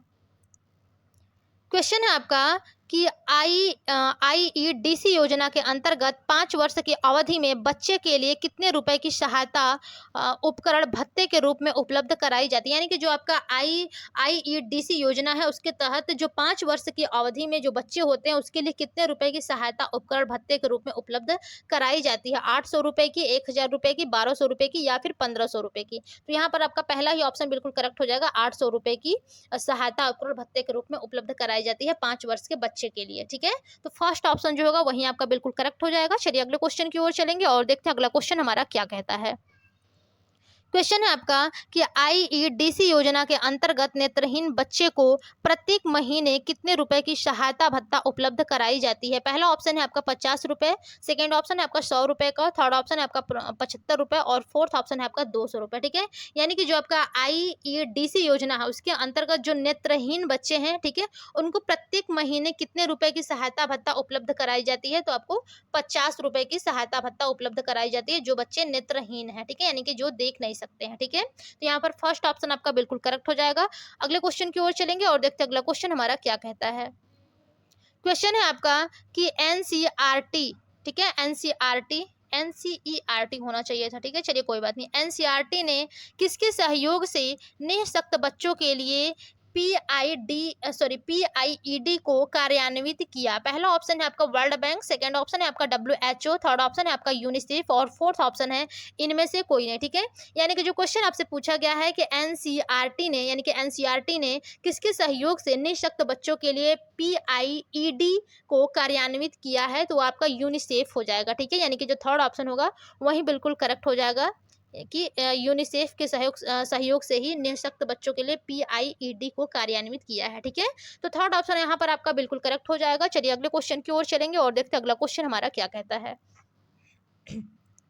क्वेश्चन है आपका कि निःशक्त बच्चों के लिए 2 प्राविधिक विद्यालय कहाँ स्थापित किए गए, यानी कि जो निःशक्त बच्चे हैं उनके 2 प्राविधिक विद्यालय कहाँ पर स्थापित किए गए हैं। पहला ऑप्शन है आपका दिल्ली हैदराबाद, सेकंड ऑप्शन है दिल्ली लखनऊ, थर्ड ऑप्शन है आपका हैदराबाद मैसूर और फोर्थ ऑप्शन है आपका मैसूर कानपुर। तो यहाँ पर देखिए जो निःशक्त बच्चों के लिए 2 प्राविधिक विद्यालय स्थापित किए गए हैं फ्रेंड्स, वो आपके मैसूर और कानपुर में स्थापित किए गए हैं। ठीक है, तो यहाँ पर फोर्थ ऑप्शन जो होगा वही बिल्कुल करेक्ट हो जाएगा, मैसूर और कानपुर। ओके, चलिए अगले क्वेश्चन की ओर चलेंगे और देखते हैं अगला क्वेश्चन हमारा क्या कहता है। क्वेश्चन है आपका कि जिला प्राथमिक शिक्षा कार्यक्रम DPEP की स्थापना कब की गई थी, यानी कि जो जिला प्राथमिक शिक्षा कार्यक्रम है उसकी स्थापना कब की गई थी। वर्ष 1990 में, वर्ष 1991 में, वर्ष 1992 में और लास्ट के ऑप्शन है फोर्थ वर्ष 1993 में। तो देखिए जो जिला प्राथमिक शिक्षा कार्यक्रम की स्थापना की गई थी, ठीक है, वो आपका वर्ष 1992 में किया गया था। तो यहाँ पर जो राइट ऑप्शन बनेगा फ्रेंड्स, ऑप्शन नंबर आपका सेकंड बिल्कुल करेक्ट हो जाएगा। ओके, चलिए अगले क्वेश्चन की ओर चलेंगे और देखते हैं अगला क्वेश्चन हमारा क्या कहता है। क्वेश्चन है आपका कि डीपीई परियोजना में भारत सरकार और संबंधित राज्य सरकार की कितनी कितनी भागीदारी है। यानी कि जो आपका डीपीई परियोजना है, ठीक है, उसमें भारत सरकार और संबंधित राज्य सरकार की कितनी कितनी भागीदारी होती है। यानी कि डीपीई परियोजना में भारत सरकार यानी कि जो केंद्र सरकार है और जो आपके राज्य सरकार है, कितनी कितनी प्रतिशत की भागीदारी है। पहला ऑप्शन है आपका 70% और 30%। सेकंड ऑप्शन है आपका 80% और 20%, ठीक है। फोर्थ ऑप्शन है आपका 85% और 15%, और फोर्थ ऑप्शन है आपका 60% और 40%, ठीक है। तो यहाँ पर देखिए जो आपसे क्वेश्चन पूछा गया है कि डीपीई परियोजना में भारत सरकार और संबंधित राज्य सरकार की कितनी कितनी भागीदारी है। तो देखिए जो आपका केंद्र सरकार है फ्रेंड्स, उसकी 85% यानी कि 85% भागीदारी है, और जो आपका राज्य सरकार है केवल 15% उसकी भागीदारी है, ठीक है, डीपीई परियोजना में। ओके, तो यहाँ पर आपका जो आपका थर्ड ऑप्शन होगा वही बिल्कुल करेक्ट हो जाएगा, 85% और 15%, ठीक है। चलिए, थर्ड ऑप्शन आपका बिल्कुल करेक्ट था। अगला क्वेश्चन है हमारा कि डीपीई परियोजना के द्वारा प्राथमिक विद्यालयों के छात्रों में अधिगम उपलब्धियों में कितने प्रतिशत की वृद्धि करना है। यानी कि जो डीपीई परियोजना है उसके द्वारा प्राथमिक विद्यालय के छात्रों में अधिगम उपलब्धियों में कितने प्रतिशत की वृद्धि करना है। पहला ऑप्शन है आपका 20%, सेकेंड ऑप्शन है आपका 25%, थर्ड ऑप्शन है आपका 30%, और फोर्थ ऑप्शन है आपका 35% यानी कि परसेंट, ठीक है।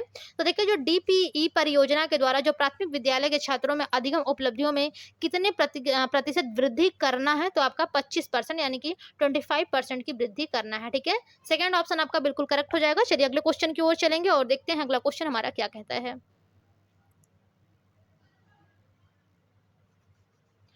क्वेश्चन है आपका कि सर्व शिक्षा अभियान यानी कि SSA समावेशी शिक्षा योजना में कितने लाख विकलांग बच्चों को जोड़ा गया है। यानी कि जो सर्व शिक्षा अभियान है, ठीक है, समावेशी शिक्षा योजना में कितने लाख विकलांग बच्चों को जोड़ा गया है। पहला ऑप्शन है आपका 10.51 लाख यानी कि 10.5 लाख, ठीक है। और दूसरा पॉइंट है आपका कि 10.61 लाख, ये भी हाँ ठीक है, चलिए 10 पॉइंट यानी कि 6 लाख। और थर्ड ऑप्शन है आपका कि 10.71 लाख, और फोर्थ ऑप्शन है आपका 10.81 लाख, ठीक है। यानी कि सर्व शिक्षा अभियान समावेशी शिक्षा योजना में कितने लाख विकलांगों को जोड़ा गया है, ठीक है। तो यहाँ पर देखिए जो आपके 10.7 आपके 71, ठीक है ना, उतने ही लाख बच्चों को आपके समावेशी शिक्षा योजना में जोड़ा गया है, ठीक है। यानी कि 10 लाख, ठीक है, यानी कि आप इसको मान सकते हैं 11.25 लाख बच्चों को, ठीक है, 11.25 लाख बच्चों को जोड़ा गया है, यानी कि 10.71 लाख बच्चे को जोड़ा गया है आपके समावेशी शिक्षा योजना में, ठीक है। तो थर्ड ऑप्शन आपका बिल्कुल करेक्ट हो जाएगा। अगले क्वेश्चन की ओर चलते हैं और देखते हैं अगला क्वेश्चन हमारा क्या कहता है। क्वेश्चन है कि भारत की किस जनगणना के आधार पर विकलांगता आंकड़ों पर एक इन्फोग्राफिक बनाया गया है। यानी कि भारत की कौन सी जनगणना के आधार पर विकलांगता आंकड़ों पर एक इन्फोग्राफिक बनाया गया है। वर्ष 1981, वर्ष 1991, वर्ष 2001 और वर्ष 2011। तो यहाँ पर देखिए जो भारत की किस जनगणना के आधार पर विकलांगता आंकड़ों पर एक यानी कि इन्फोग्राफिक बनाया गया है, तो वो आपका वर्ष 2011 के जो आपकी जनगणना हुई थी उसी के आंकड़ों पर इनको यानी कि इन्फोग्राफिक्स बनाया गया है, ठीक है। तो जो फोर्थ ऑप्शन होगा वही आपका बिल्कुल करेक्ट हो जाएगा। चलिए अगले क्वेश्चन की ओर चलेंगे और देखते हैं हमारा अगला क्वेश्चन जो है वो क्या कहता है। अगला क्वेश्चन है आपका कि वर्ष 2011 की जनगणना के अनुसार भारत में विकलांग जनसंख्या कुल जनसंख्या का कितने प्रतिशत है। यानी कि जो आपका वर्ष 2011 की, देखिए ये हम आप लोगों को क्वेश्चन में बता चुके हैं क्वेश्चन, ठीक है, क्वेश्चन नहीं कराए हैं बट इससे रिलेटेड हम आप लोगों को क्वेश्चन समझा चुके हैं अपनी यानी कि पिछले क्लासेस में। क्वेश्चन क्या पूछा है कि वर्ष 2011 की जनगणना के अनुसार भारत में विकलांग जनसंख्या कुल जनसंख्या का कितने प्रतिशत है। पहला ऑप्शन है आपका 2.20 पॉइंट, ठीक है, परसेंट, और सेकंड ऑप्शन है आपका 2.21%, थर्ड ऑप्शन है आपका 2.25%, और फोर्थ ऑप्शन है आपका 2.26%, ठीक है।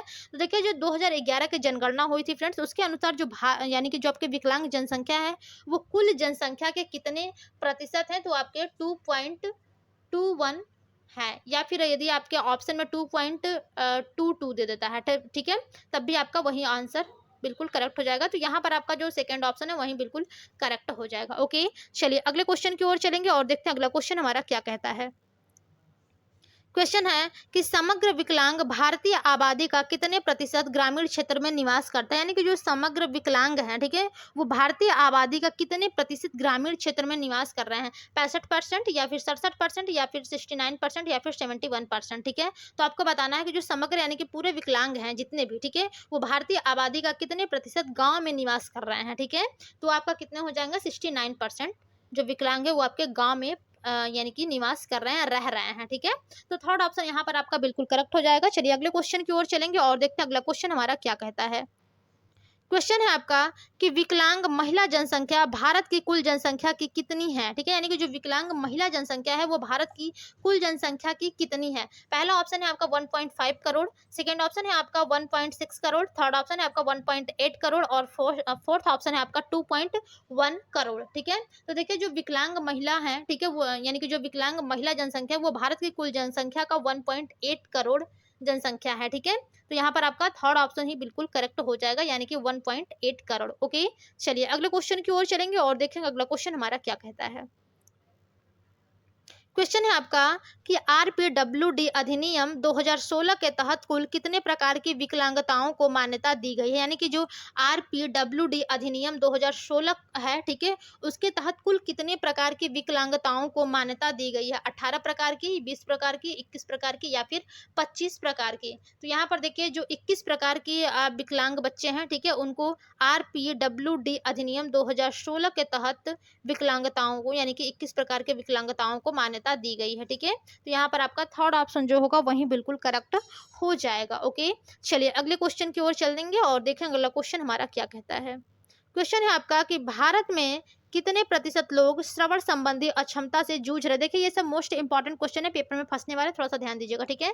यानी कि भारत में कितने प्रतिशत लोग श्रवण संबंधी अक्षमता से जूझ रहे हैं। पहला ऑप्शन है आपका 18%, सेकेंड ऑप्शन है आपका 19%, तो थर्ड ऑप्शन है आपका 20% और फोर्थ ऑप्शन है आपका 22%, ठीक है। तो देखिए जो आपसे क्वेश्चन पूछा गया है कि भारत में कितने प्रतिशत लोग श्रवण संबंधी अक्षमता से जूझ रहे हैं, तो आपका 19% लोग जो ऐसे 19% लोग जो आपके श्रवण अक्षमता यानी कि श्रवण संबंधी अक्षमता से जूझ रहे हैं, ठीक है। तो यहाँ पर सेकंड ऑप्शन आपका बिल्कुल करेक्ट हो जाएगा। ओके, चलिए अगले क्वेश्चन की ओर चलेंगे और देखते हैं अगला क्वेश्चन हमारा क्या कहता है। क्वेश्चन है आपका कि भारत में किस प्रकार की विकलांगता सबसे अधिक है, यानी कि भारत में किस प्रकार की विकलांगता सबसे अधिक है। दृष्टि संबंधी विकलांगता, श्रवण संबंधी विकलांगता, लोकोमोटर विकलांगता या फिर बहु विकलांगता, ठीक है। तो देखिए जो आपके भारत में किस प्रकार की विकलांगता सबसे अधिक है फ्रेंड्स, तो आपके लोकोमोटर जो विकलांगता होती है, ठीक है, वो आपके भारत में सबसे ज्यादा है, यानी कि क्रियात्मक विकलांगता, जो बच्चे कोई कार्य नहीं कर पाते, कार्य में असमर्थ रहते हैं, ठीक है। अस्थि वाले जो अपने यानी कि शारीरिक जो विकलांग बच्चे होते हैं, ठीक है, तो ये आपके भारत में सबसे अधिक होते हैं, यानी कि लोको मोटर विकलांगता, ठीक है। तो यहाँ पर थर्ड ऑप्शन आपका बिल्कुल करेक्ट हो जाएगा।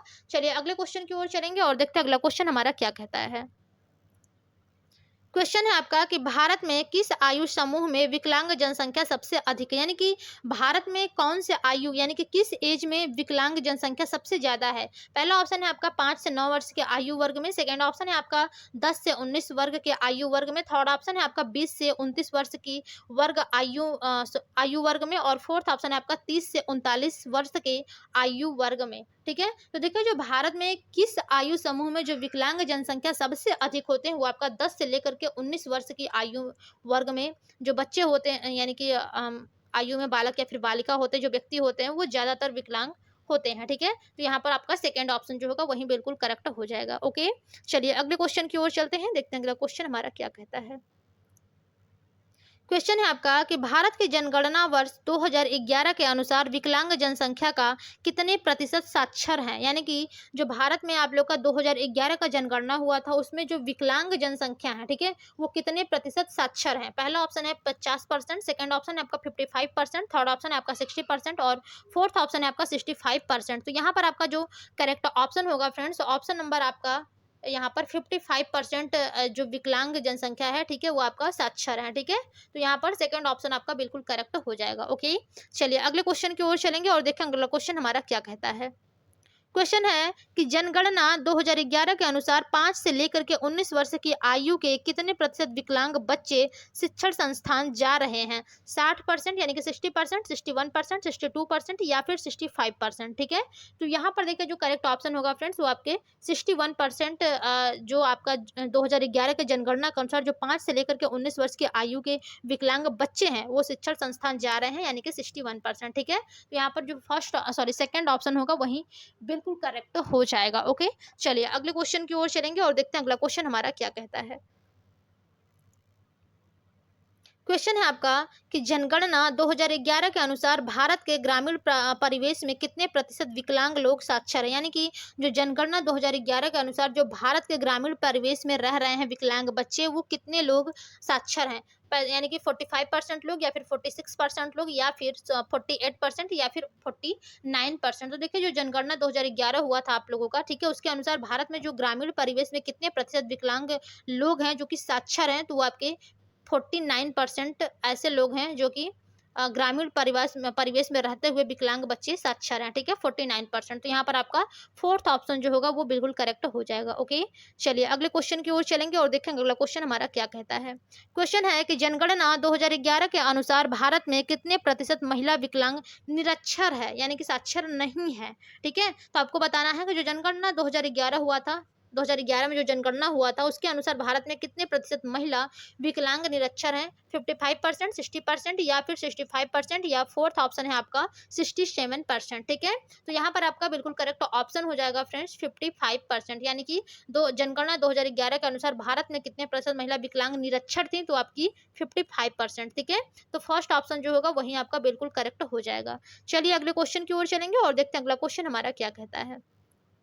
क्वेश्चन है आपका कि भारत में 15 वर्ष से ऊपर की आयु के कुल कितने प्रतिशत विकलांग लोग विवाहित हैं? ठीक है, यानी कि भारत में 15 वर्ष से ऊपर की आयु के कुल कितने प्रतिशत जो विकलांग बच्चे हैं वो विवाहित हैं? पहला ऑप्शन है आपका 55% यानी कि 55%, सेकंड ऑप्शन है आपका 57%, थर्ड ऑप्शन आपका 59% और फोर्थ ऑप्शन है आपका 61%। ठीक है, तो यहाँ पर देखिए जो बात कही गई है आपका कि जो भारत में 15 वर्ष की आयु के ऊपर के जो यानी कि कुल कितने प्रतिशत विकलांग लोग हैं जो कि विवाहित हैं। ठीक है, तो आपके 59% लोग ऐसे हैं जो कि 15 वर्ष की आयु के ऊपर विकलांग लोग, ठीक है, क्या है, विवाहित हैं। तो यहाँ पर जो थर्ड ऑप्शन होगा 59% वही आपका बिल्कुल करेक्ट हो जाएगा। ओके, चलिए अगले क्वेश्चन की ओर चलेंगे और देखेंगे अगला क्वेश्चन हमारा क्या कहता है।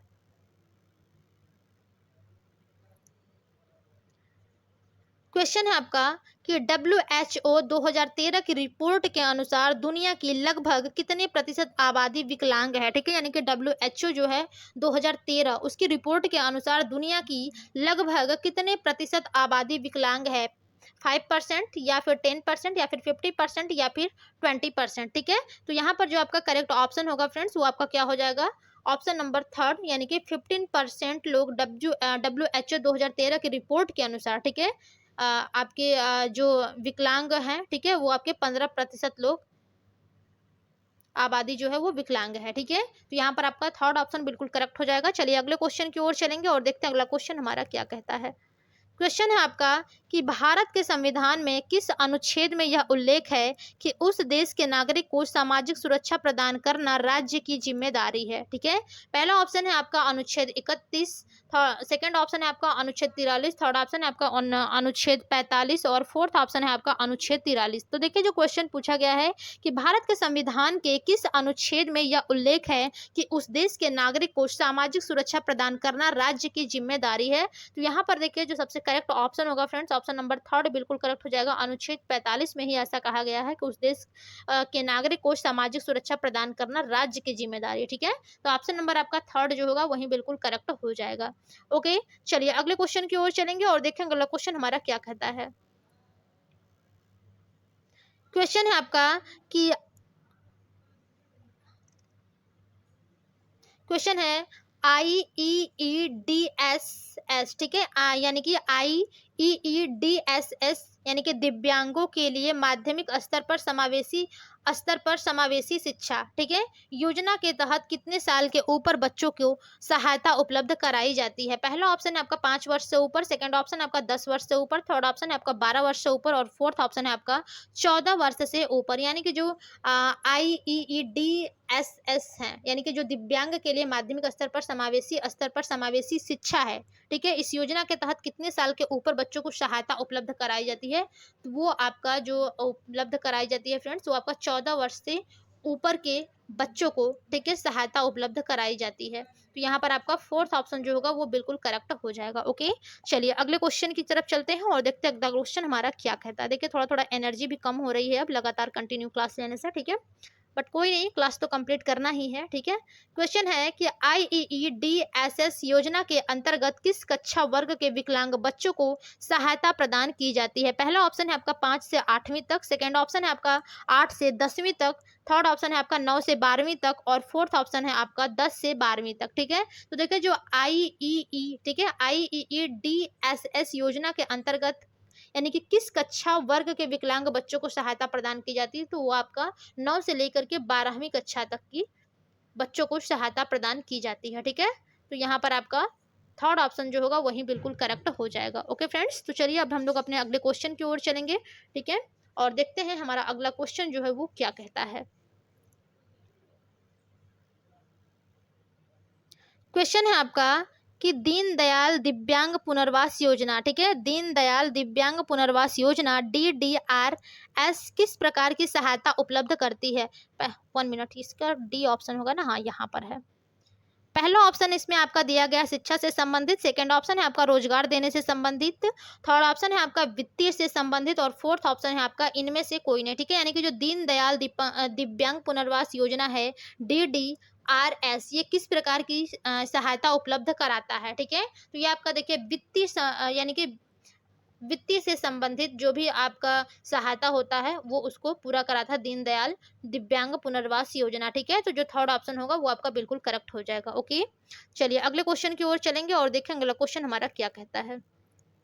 क्वेश्चन है सुगम्य भारत अभियान का प्रारंभ कब किया गया था? जो सुगम्य भारत अभियान चलाया गया था वो कब किया गया था? वर्ष 1995 में, वर्ष 2000 में, वर्ष 2010 में या फिर लास्ट ऑप्शन है आपका वर्ष 2015 में, ठीक है। तो देखिए जो सुगम्य भारत अभियान चलाया गया था फ्रेंड्स, वो आपका वर्ष 2015 में चलाया गया था, ठीक है। तो यहाँ पर जो फोर्थ ऑप्शन होगा वही आपका बिल्कुल करेक्ट हो जाएगा। ओके, चलिए अगले क्वेश्चन की ओर चलेंगे और देखेंगे अगला क्वेश्चन हमारा क्या कहता है।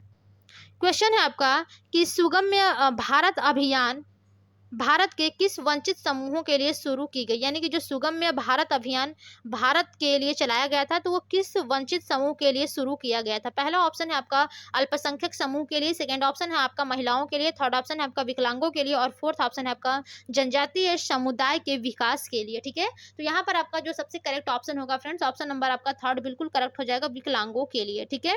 तो जो थर्ड ऑप्शन होगा वही आपका बिल्कुल करेक्ट हो जाएगा। चलिए अगले क्वेश्चन की ओर चलेंगे और देखते हैं अगला क्वेश्चन हमारा क्या कहता है। क्वेश्चन है आपका कि सुगम्य भारत अभियान योजना जो विकलांगों के लिए सार्वभौमिक सुगम्यता प्राप्त करने के लिए शुरू की गई कितने स्तंभों पर आधारित है? पहला ऑप्शन है आपका 2 स्तंभों पर, सेकंड ऑप्शन है आपका 3 स्तंभों पर और फोर्थ ऑप्शन है 4 स्तंभों पर और थर्ड था आपका 4 स्तंभों पर और फोर्थ है आपका 5 स्तंभों पर, ठीक है।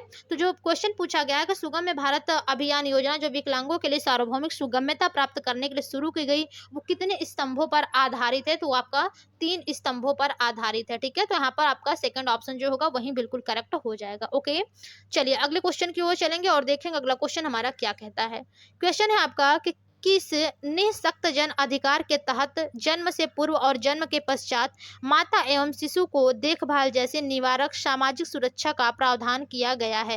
पहला ऑप्शन है आपका निःशक्त जन अधिकार अधिनियम 1985, सेकंड ऑप्शन है आपका निःशक्त जन अधिकार अधिनियम 1995 में, थर्ड ऑप्शन है आपका निःशक्त अधिकार अधिनियम 2006 और फोर्थ ऑप्शन है निःशक्त अधिकार अधिनियम 2016। यानी कि जो क्वेश्चन पूछा गया है कि किस निःशक्त अधिकार के तहत जन्म से पूर्व और जन्म के पश्चात माता एवं शिशु की देखभाल जैसी निवारक सामाजिक सुरक्षा का प्रावधान किया गया है। तो यहाँ पर देखिए जो सबसे करेक्ट ऑप्शन बनेगा फ्रेंड्स, ऑप्शन नंबर आपका 4 बिल्कुल करेक्ट है, निःशक्त जन अधिकार अधिनियम 2016। ठीक है, तो आपका 4th ऑप्शन जो होगा वही बिल्कुल करेक्ट हो जाएगा। चलिए अगले क्वेश्चन की ओर चलेंगे और देखेंगे अगला क्वेश्चन हमारा क्या कहता है। क्वेश्चन है कि भारत में मंद बुद्धि के बालक कितनी बुद्धि लब्धि से कम की बुद्धि लब्धि वाले होते हैं। ठीक है, पहला ऑप्शन है आपका 60 से 70, सेकेंड ऑप्शन है आपका 70 से 80 और थर्ड ऑप्शन है आपका 80 से 85 और फोर्थ ऑप्शन है आपका 85 से 90।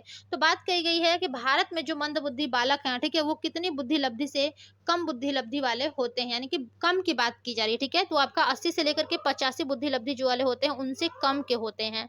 ठीक है, तो जो थर्ड ऑप्शन होगा वही आपका बिल्कुल करेक्ट ऑप्शन हो जाएगा। ओके, चलिए अगले क्वेश्चन की ओर चलेंगे और देखेंगे अगला क्वेश्चन हमारा क्या कहता है। क्वेश्चन है कि विश्व गणना के अनुसार मानसिक मंदता लगभग कितने प्रति हजार है, यानी कि जो विश्व गणना के अनुसार जो मानसिक मंदता है, ठीक है, लगभग कितने प्रतिशत हजार है। पहला ऑप्शन है आपका 20 प्रति हजार, सेकेंड ऑप्शन है आपका 25 प्रति हजार, थर्ड ऑप्शन है आपका 30 प्रति हजार और फोर्थ ऑप्शन है आपका 55 प्रति हजार। ठीक है, तो यहाँ पर जो राइट ऑप्शन होगा फ्रेंड्स, ऑप्शन नंबर आपका थर्ड बिल्कुल करेक्ट हो जाएगा, 30 प्रति हजार। ठीक है, यानी कि जो विश्व जनगणना है उनके अनुसार जो मानसिक मंदता है, ठीक है, वो लगभग 30 प्रति हजार है। ठीक है, तो यहाँ पर थर्ड ऑप्शन आपका बिल्कुल करेक्ट हो जाएगा। चलिए अगले क्वेश्चन की ओर चलेंगे और देखते हैं अगला क्वेश्चन हमारा क्या कहता है।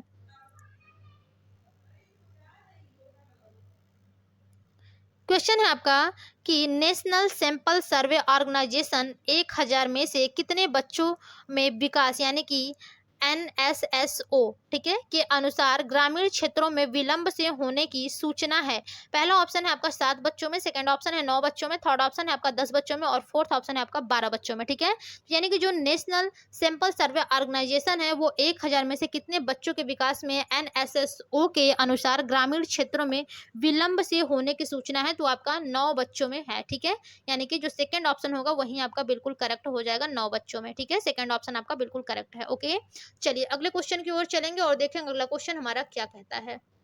क्वेश्चन है कि NSSO सर्वेक्षण क्षेत्र के अनुसार ग्रामीण क्षेत्र में बच्चों की मानसिक मंदता का कितना प्रतिशत है। पहला ऑप्शन है आपका 2.8%, सेकंड ऑप्शन है आपका 2.9%, थर्ड ऑप्शन है आपका 3.1% और फोर्थ ऑप्शन है आपका 3.3%। ठीक है, यानी कि जो NSSO सर्वेक्षण क्षेत्र है उसके अनुसार जो ग्रामीण क्षेत्र में जो बच्चे हैं उनकी मानसिक मंदता का कितना प्रतिशत होता है, तो आपका 3.1% होता है। ठीक है, यहाँ पर थर्ड ऑप्शन जो होगा वो आपका बिल्कुल करेक्ट हो जाएगा। ओके, चलिए अगले क्वेश्चन की ओर चलेंगे और देखेंगे अगला क्वेश्चन हमारा क्या कहता है। क्वेश्चन है कि बौद्धिक विकलांगता के कारणों में कितने प्रतिशत बच्चों को माता पिता से विरासत में मिलते हैं, यानी कि जो बौद्धिक विकलांगता है, ठीक है, उसके कारणों में कितने प्रतिशत जो बच्चे हैं उनको माता पिता से विरासत में मिलते हैं बौद्धिक विकलांगता।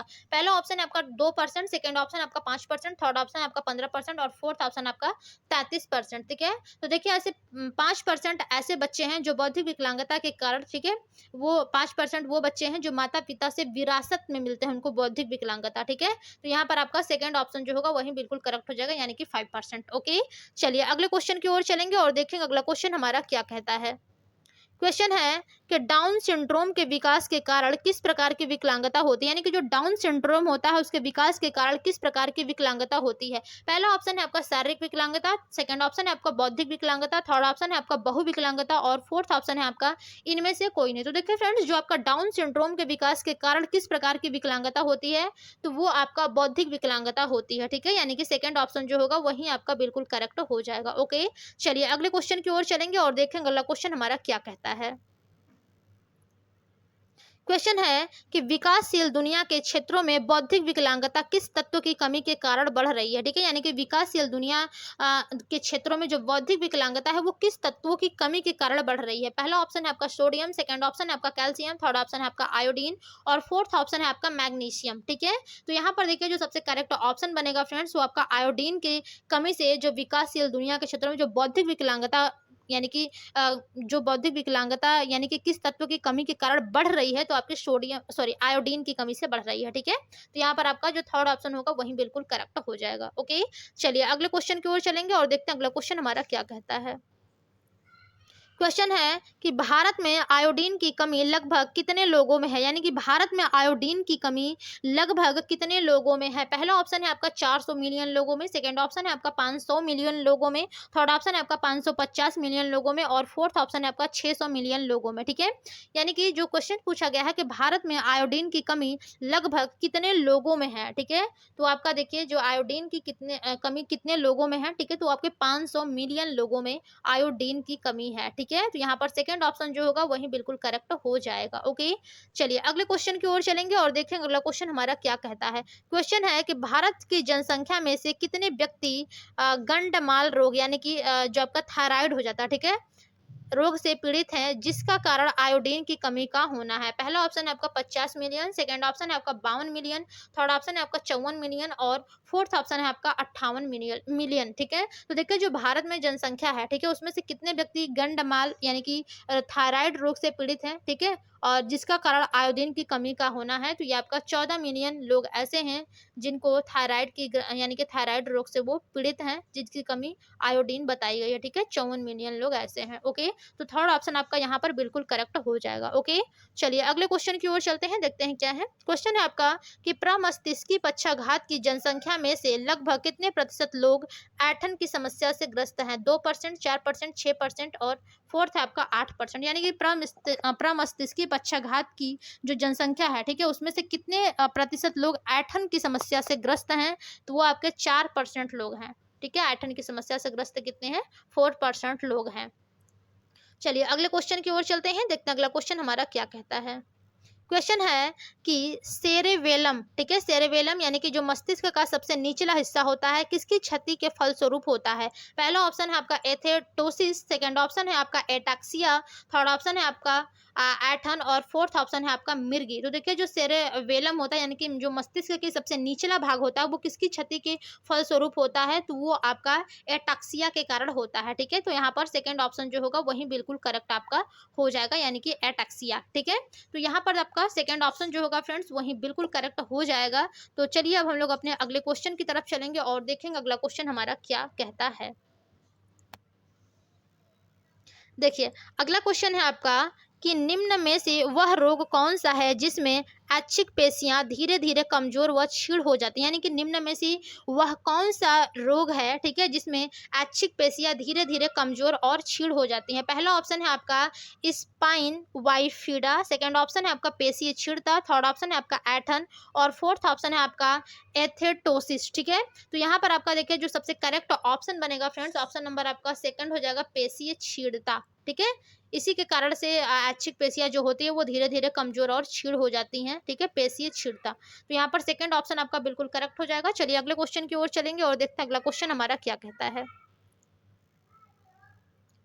क्वेश्चन है आपका कि अस्थि जोड़ में, ठीक है, अस्थि जोड़ में गठिया रोग से निम्नलिखित में से कौन सा प्रभावित होता है। यानी कि जो अस्थि जोड़ होता है उसमें से गठिया रोग से निम्नलिखित में से कौन प्रभावित होता है। पहला ऑप्शन है वयस्क व्यक्ति, सेकंड ऑप्शन है वयस्क तथा छोटे बच्चे दोनों, थर्ड ऑप्शन है केवल वयस्क लड़कियां और फोर्थ ऑप्शन है आपका केवल छोटी लड़कियां। तो देखिए इसमें आपके वयस्क तथा छोटे बच्चे, ठीक है, दोनों ही अस्थि जोड़ यानी कि गठिया रोग से प्रभावित हो जाते हैं। ठीक है, तो यहाँ पर जो सेकंड ऑप्शन होगा फ्रेंड्स वही आपका बिल्कुल करेक्ट हो जाएगा, वयस्क तथा छोटे बच्चे दोनों। ओके, चलिए अगला क्वेश्चन है हमारा, देखिए कि निम्नलिखित में से कौन सा रोग एक आनुवंशिक रोग है। यानी कि कौन सा रोग आनुवंशिक रोग है। अस्थि जोड़ में गठिया रोग, सेकंड ऑप्शन है अस्थि रचना में गठिया रोग, थर्ड ऑप्शन है पेशीय क्षीणता रोग और फोर्थ ऑप्शन है छोटी विकृति। ठीक है, तो आपको बताना है कि निम्नलिखित में से कौन सा रोग एक आनुवंशिक रोग है। तो देखिए जो आनुवंशिक रोग है फ्रेंड्स वो आपका पेशीय क्षीणता रोग है। ठीक है, तो यहाँ पर आपका थर्ड ऑप्शन जो होगा वही बिल्कुल करेक्ट हो जाएगा, पेशीय क्षीणता रोग, ये आपका एक प्रकार का आनुवंशिक रोग होता है। ठीक है, चलिए अगले क्वेश्चन की ओर चलते हैं, देखते हैं क्या है। क्वेश्चन है कि निम्न में कौन सा एक विकलांगता का जन्मजात कारण है। यानी कि विकलांगता का कौन सा एक जन्मजात कारण है। पहला ऑप्शन है आपका जन्म से पूर्व प्रभावी कारण, सेकंड ऑप्शन है जन्म के समय प्रभावी कारण, थर्ड ऑप्शन है आपका जननांगी व वंशानुगत कारण और फोर्थ ऑप्शन है ये सभी। तो यहाँ पर देखिए आपका राइट ऑप्शन जो होगा फ्रेंड्स वो आपका ये सभी हो जाएगा, यानी कि एक विकलांगता का जन्मजात कारण। यानी कि देखिए जन्म से पूर्व प्रभावी कारण होगा तब भी आपका जन्मजात कारण ही आएगा। ठीक है, जन्म के समय कोई प्रभावी कारण हुआ तब भी आपका जन्मजात आएगा और जननांगी और वंशानुगत जो कारण होते हैं वो भी जन्मजात कारण के ही अंतर्गत आते हैं। ठीक है, तो यहाँ पर आपका फोर्थ ऑप्शन जो होगा वो बिल्कुल करेक्ट हो जाएगा। ओके, अगला क्वेश्चन है आपका कि निम्नलिखित में से किसको मानवकृत विकलांगता के कारणों में शामिल किया जाता है, यानी कि किसको विकलांगता के कारणों में शामिल किया जाता है। पहला ऑप्शन है आपका निर्धनता, सेकंड ऑप्शन है आपका अशिक्षा, थर्ड ऑप्शन है आपका मनोसामाजिक और फोर्थ ऑप्शन है ये सभी। ठीक है, तो आपको बताना है कि किसको मानवकृत विकलांगता के कारणों में शामिल किया जा सकता है। तो देखिए, जो निर्धनता होती है, अशिक्षा होती है और मनोसामाजिक, ठीक है, इन तीनों को ही विकलांगता के कारणों में शामिल किया जा सकता है। तो यहाँ पर जो राइट ऑप्शन बनेगा फ्रेंड्स, ऑप्शन नंबर फोर्थ, यानी कि ये सभी बिल्कुल करेक्ट हो जाएगा। ओके, चलिए अगला क्वेश्चन है आपका कि विकलांगता को कितने स्तरों पर रोका जा सकता है, यानी कि जो विकलांगता है उसको कितने स्तरों पर रोका जा सकता है। पहला ऑप्शन है प्राथमिक स्तर पर, सेकंड ऑप्शन है द्वितीयक स्तर पर, थर्ड ऑप्शन है आपका तृतीयक स्तर पर और फोर्थ ऑप्शन है आपका ये सभी। ठीक है, तो देखिए जो क्वेश्चन पूछा गया है कि विकलांगता को कितने स्तरों पर कितने स्तरों पर रोका जा सकता है। ठीक है, तो आप प्राथमिक स्तर, द्वितीय स्तर और तृतीय, ये तीनों ही स्तर पर आप विकलांगता को रोक सकते हैं। ओके, तो यहाँ पर आपका फोर्थ ऑप्शन बिल्कुल करेक्ट हो जाएगा, यानी कि ये सभी। चलिए अगला क्वेश्चन है आपका, क्वेश्चन है कि विकलांगता की रोकथाम के उपाय किस प्रकार किए जा सकते हैं, यानी कि जो विकलांगता है उसके रोकथाम के उपाय किस प्रकार किए जा सकते हैं। पहला ऑप्शन है आपका चिकित्सीय सुविधा उपलब्ध कराकर, बिल्कुल सही बात है। सेकंड ऑप्शन है लोगों को जागरूक एवं शिक्षित करके, थर्ड ऑप्शन है आपका जन्म के पश्चात पोलियो एवं हेपेटाइटिस के टीके लगवाकर और फोर्थ ऑप्शन है उपयुक्त सभी। ठीक है, बिल्कुल सही बात है कि जो विकलांगता है फ्रेंड्स, इसकी रोक का जो उपाय है वो आप किस प्रकार से कर सकते हैं, यानी कि चिकित्सीय सुविधा उपलब्ध करा के, लोगों को जागरूक एवं शिक्षित करके, जन्म के पश्चात पोलियो एवं हेपेटाइटिस के टीके लगवा करके। ठीक है, तो यहाँ पर जो आपका फोर्थ ऑप्शन होगा वो बिल्कुल करेक्ट हो जाएगा, यानी कि उपरोक्त सभी। ओके, चलिए अगले क्वेश्चन की ओर चलेंगे और देखेंगे अगला क्वेश्चन हमारा क्या कहता है। क्वेश्चन है मोस्ट इंपॉर्टेंट क्वेश्चन। ठीक है, ये आपका इंपॉर्टेंट क्वेश्चन है, थोड़ा सा ध्यान दीजिएगा इस पे, इसको आप लोग स्क्रीनशॉट भी ले लीजिएगा। ठीक है, और अंतर्राष्ट्रीय विकलांग दिवस कब मनाया जाता है, आपको बताना है कि अंतर्राष्ट्रीय विकलांग दिवस कब मनाया जाता है। पहला ऑप्शन है 3 दिसंबर, सेकंड ऑप्शन है आपका 5 दिसंबर, थर्ड ऑप्शन है आपका 7 दिसंबर और फोर्थ ऑप्शन है 16 दिसंबर। तो देखिए जो अंतर्राष्ट्रीय विकलांग दिवस है फ्रेंड्स वो आपका 3 दिसंबर को मनाया जाता है। ठीक है, यानी कि फर्स्ट ऑप्शन जो होगा वो आपका बिल्कुल करेक्ट हो जाएगा। ओके, चलिए अगले क्वेश्चन की ओर चलते हैं और देखेंगे अगला क्वेश्चन हमारा क्या कहता है। क्वेश्चन है आपका कि भारत सरकार ने संयुक्त राष्ट्र के विकलांगता संबंधी समझौते पर कब हस्ताक्षर किए, यानी कि जो भारत सरकार है वो संयुक्त राष्ट्र के विकलांगता संबंधी समझौते पर कब हस्ताक्षर किए थे, यानी कि कब सिग्नेचर किया था। पहला ऑप्शन है आपका वर्ष 2005 में, वर्ष 2007 में, थर्ड ऑप्शन है वर्ष 2008 में और लास्ट है आपका वर्ष 2010 में। तो यहाँ पर जो सबसे करेक्ट ऑप्शन बनेगा फ्रेंड्स, ऑप्शन नंबर आपका सेकंड बिल्कुल करेक्ट हो जाएगा। वर्ष 2007 में भारत सरकार ने संयुक्त राष्ट्र के विकलांगता संबंधी समझौते पर सिग्नेचर किए थे। ठीक है, 2007 में। तो यहाँ पर आपका सेकंड ऑप्शन बिल्कुल करेक्ट हो जाएगा। अगला क्वेश्चन है आपका, क्वेश्चन है कि असमान शिक्षार्थियों की पहचान किस विधि के द्वारा की जाती है, यानी कि जो असमान विद्यार्थी है उनको यानी कि किस विधि के द्वारा पहचाना जा सकता है। ठीक है, पहला ऑप्शन है निरीक्षण द्वारा, सेकंड ऑप्शन है चिकित्सीय परीक्षण द्वारा, थर्ड ऑप्शन है आपका शैक्षिक परिणामों द्वारा और फोर्थ ऑप्शन है ये सभी। बिल्कुल सही बात है, कोई भी यदि असमान शिक्षार्थी है तो उसको पहचान के लिए सबसे पहले आप उनका निरीक्षण करिए, आपको समझ में आ जाएगा कौन व्यक्ति कैसा है। ठीक है, कौन सा व्यक्ति किससे कितना असमान है। चिकित्सीय परीक्षण उनका चिकित्सा करवा करके भी आप पहचान सकते हैं कौन व्यक्ति असमर्थ है। ठीक है, यानी कि असमान शिक्षार्थी है। और शैक्षिक परिणामों या जैसे कि आप लोग कोई भी एग्जाम वगैरह टेस्ट लिए आप उसमें पता कर सकते हैं किसका ज्यादा नंबर है किसका कम है। ठीक है, वो कैसा बच्चा है, तो यानी कि एक दूसरे से असमान है। तो आप यानी कि इन तीनों पॉइंट को ही उपयोग करके आप पहचान सकते हैं कि जो असमर्थ शिक्षार्थी है। ठीक है, तो ये तीनों ही आपके बिल्कुल करेक्ट हो जाएंगे। तो यहाँ पर जो राइट ऑप्शन बनेगा ऑप्शन नंबर आपका फोर्थ बिल्कुल करेक्ट हो जाएगा, यानी कि ये सभी। अगला क्वेश्चन है आपका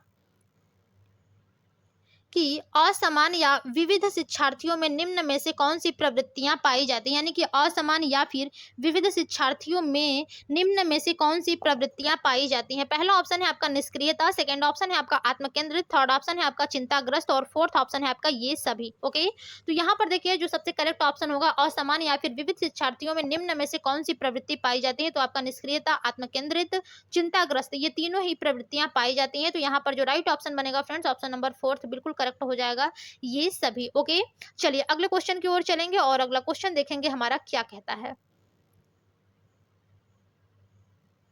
क्वेश्चन है कि सॉफ्टवेयर और हार्डवेयर जो विकलांग लोगों को वेब के साथ बातचीत में सुधार करने के लिए किस प्रौद्योगिकी का उपयोग करते हैं? पहला ऑप्शन है प्रमुख प्रौद्योगिकी, सेकंड ऑप्शन है आपका सहायक प्रौद्योगिकी, थर्ड ऑप्शन है प्रमुख और सहायक दोनों प्रकार की प्रौद्योगिकी, और फोर्थ ऑप्शन है उपरोक्त में से कोई नहीं। ठीक है, तो यहाँ पर आपका जो करेक्ट ऑप्शन होगा फ्रेंड्स वो आपका सहायक प्रौद्योगिकी हो जाएगा।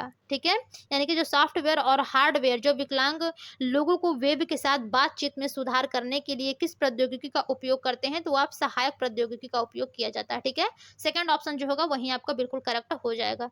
चलिए अगला क्वेश्चन देखिए, आपका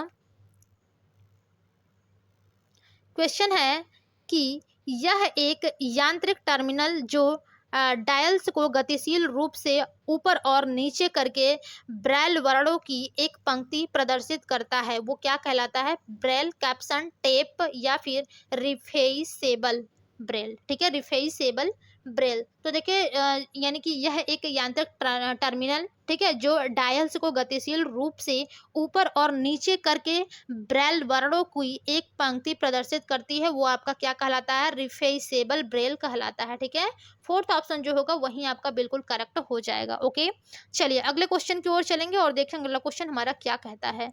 क्वेश्चन है कि निम्नलिखित में से कौन पांडुलिपियों में किसी भी भाषण की क्रिया रिकॉर्डिंग की सही अनुक्रम और महत्वपूर्ण श्रवण या दृश्य जानकारी का वर्णन करता है? पहला ऑप्शन है ब्रेल, सेकंड ऑप्शन है आपका टेप, थर्ड ऑप्शन है कैप्सन और फोर्थ ऑप्शन है आपका स्क्रीन रीडर। ठीक है, तो देखिए जो क्वेश्चन पूछा है कि पांडुलिपियों में किसी भी भाषण की क्रिया का आप जब रिकॉर्डिंग करते हैं, ठीक है, और उसका सही अनुक्रम और महत्वपूर्ण श्रवण या फिर दृश्य जानकारी का वर्णन करता है, तो आप टेप के माध्यम से करते हैं। ठीक है, रिकॉर्डर टेप जो होता है, तो यहाँ पर सेकंड ऑप्शन जो होगा वही बिल्कुल करेक्ट हो जाएगा। अगला क्वेश्चन है आपका कि निम्नलिखित में से किसके कारण सॉफ्टवेयर जो डेस्कटॉप और वेब ब्राउजरों में सामग्री को संसाधित करता है और इसे दूसरों को रूपांतरित करता है? पहला ऑप्शन है आपका ब्रेल, सेकंड ऑप्शन है आपका कैप्सन, थर्ड ऑप्शन है आपका स्क्रीन रीडर और फोर्थ ऑप्शन है आपका वॉइस ब्राउजर। तो देखिए जो क्वेश्चन पूछा गया है कि किसके कारण सॉफ्टवेयर जो डेस्कटॉप और वेब ब्राउजरों में सामग्री को संसाधित करता है और इसे दूसरों को रूपांतरित करता है, वो कौन है? ठीक है, तो ये आपका स्क्रीन रीडर होता है। ठीक है, यानी कि थर्ड ऑप्शन जो होगा वही बिल्कुल करेक्ट हो जाएगा। ये सब क्वेश्चन थोड़े से आने की संभावना कम है, बट आप लोग एक दो बार रिवीजन कर लीजिएगा। ठीक है, तो यहाँ पर सेकंड ऑप्शन आपका बिल्कुल करेक्ट हो जाएगा।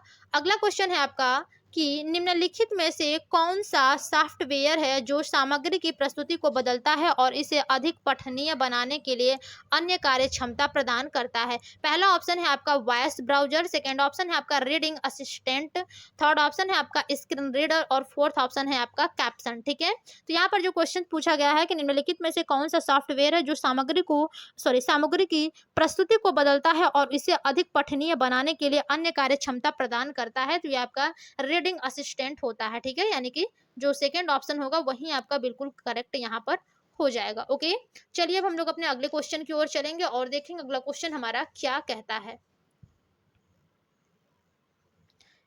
अगला क्वेश्चन है आपका कि निम्नलिखित में से कौन सा सॉफ्टवेयर मुख्य रूप से आंशिक दृष्टि वाले लोगों द्वारा उपयोग किया जाता है? ये देखिए मोस्ट इंपॉर्टेंट क्वेश्चन है। ठीक है, कि कौन सा सॉफ्टवेयर मुख्य रूप से आंशिक दृष्टि वाले लोगों द्वारा उपयोग किया जाता है? पहला ऑप्शन है आपका रीडिंग असिस्टेंट, सेकंड ऑप्शन है आपका स्क्रीन आवर्धक, थर्ड ऑप्शन है आपका स्क्रीन रीडर और फोर्थ ऑप्शन है आपका कैप्सन। ठीक है, तो यहाँ पर देखिए जो सबसे करेक्ट ऑप्शन बनेगा फ्रेंड्स वो आपका ऑप्शन नंबर सेकंड बिल्कुल राइट हो जाएगा, यानी कि स्क्रीन आवर्धक। ठीक है,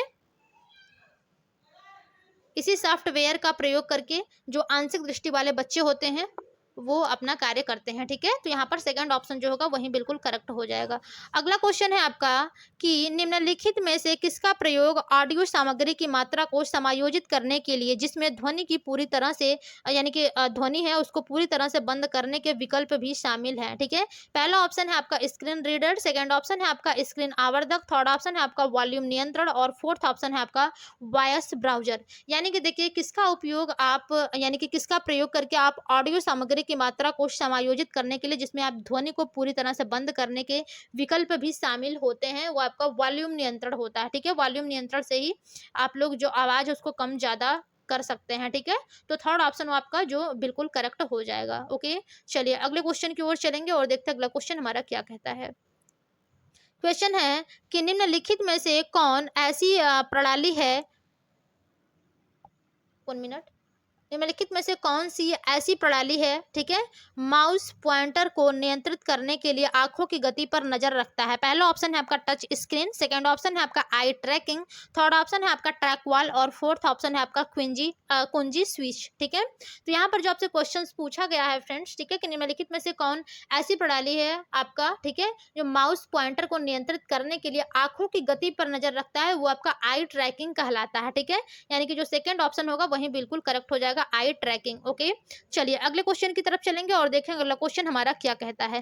क्वेश्चन है कि आई ट्रैकिंग प्रणाली को और किस नाम से जाना जाता है, यानी कि जो आई ट्रैकिंग प्रणाली होती है उसको और किस नाम से जाना जाता है? पहला ऑप्शन है आपका जॉयस्टिक, सेकंड ऑप्शन है आपका आई गेज, थर्ड ऑप्शन है आपका टच पैड और फोर्थ ऑप्शन है आपका ट्रैक वॉल। ठीक है, तो यहाँ पर आपका जो सबसे करेक्ट ऑप्शन होगा, यानी कि आई ट्रैकिंग प्रणाली को और किस नाम से जाना जाता है फ्रेंड्स, तो देखिए जो आई ट्रैकिंग प्रणाली होती है उसको आई गेज के नाम से भी जाना जाता है। ठीक है, तो यहाँ पर सेकंड ऑप्शन जो होगा वही आपका बिल्कुल करेक्ट हो जाएगा। ओके, चलिए अगले क्वेश्चन की ओर चलेंगे और देखेंगे अगला क्वेश्चन हमारा क्या कहता है।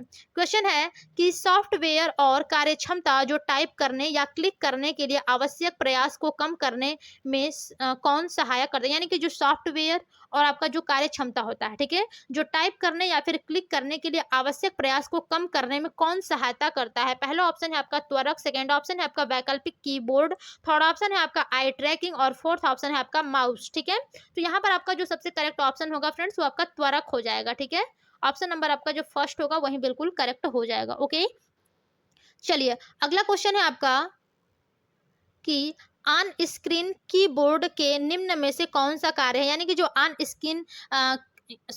स्क्रीन कीबोर्ड होता है, ठीक है, उसका कौन सा कार्य है? पहला ऑप्शन है कि इसका कार्य बटन की मैपिंग को बदलना है, सेकंड ऑप्शन है आपका इसका कार्य स्क्रीन पर वर्चुअल कीबोर्ड प्रदर्शित करना, थर्ड ऑप्शन है इसका कार्य फिल्टर सेट करना है और फोर्थ ऑप्शन है इसका कार्य माउस पॉइंटर को नियंत्रित करने के लिए आंखों की गति पर नजर रखती है। ठीक है, तो इसका देखिए जो करेक्ट ऑप्शन होगा फ्रेंड्स, ऑप्शन नंबर आपका सेकंड होगा कि जो ऑन स्क्रीन कीबोर्ड होता है उसका कार्य जो होता है वो आपका एक स्क्रीन पर वर्चुअल कीबोर्ड प्रदर्शित करना होता है। ठीक है, तो ऑप्शन नंबर जो आपका सेकंड होगा वही बिल्कुल करेक्ट हो जाएगा। ओके, चलिए अगले क्वेश्चन की ओर चलेंगे और देखते हैं अगला क्वेश्चन। देखिए लास्ट क्वेश्चन आप लोग करने से पहले सभी लोग एक बार सेशन को अपने अपने सभी दोस्तों में शेयर कर दीजिए। आपका जो रूल था कि एक लोग अपने 2 फ्रेंडों में शेयर करेंगे, ठीक है, यानी कि 2 लोगों को शेयर करेंगे, तो फटाफट से आप लोग शेयर करिए। ठीक है, आई होप आप सभी लोग शेयर कर रहे होंगे या फिर कर दिए होंगे। ठीक है, तो चलिए अब हम लोग अपने लास्ट क्वेश्चन की तरफ चलेंगे और देखते हैं अगला हमारा क्वेश्चन क्या है। क्वेश्चन है आपका कि निम्नलिखित में से सॉरी निम्नलिखित मतें, ठीक है, निम्नलिखित मतें से, यहाँ पर निम्नलिखित में से होना चाहिए, ठीक है, मतें नहीं होना चाहिए।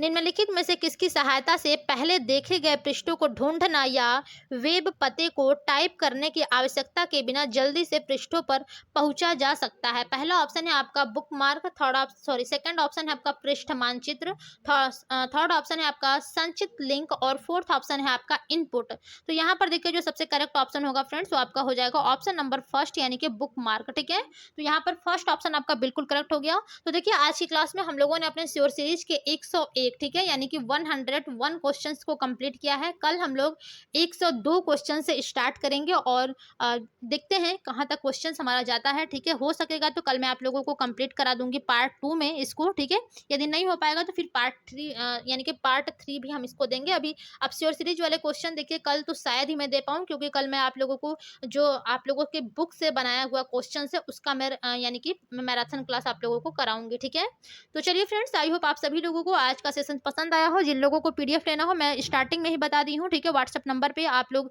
मैसेज कर दीजिएगा जिन लोगों को चाहिए, अन्यथा जिन लोगों को नहीं चाहिए वो लोग यानी कि व्हाट्सएप नंबर का यूज नहीं करेंगे। ओके, तो चलिए फटाफट से जो लोग अभी तक चैनल को लाइक एंड सब्सक्राइब नहीं किए हैं वे लोग कर दीजिए। चैनल है आपका लर्न विद अल्पना और अपने सभी दोस्तों को आप सभी लोग अपने व्हाट्सएप, फेसबुक, इंस्टा और टेलीग्राम के जरिए शेयर करिए ताकि सभी लोगों को हेल्प मिल सके। जैसा कि आप सभी लोग जानते हैं कि आप लोगों का फर्स्ट पेपर जो है वो 18 जुलाई को एग्जाम है इसका। ठीक है, तो चलिए आज की क्लास में बस इतना ही, मिलते हैं अपने अगली क्लास में, तब तक के लिए धन्यवाद, बाय बाय।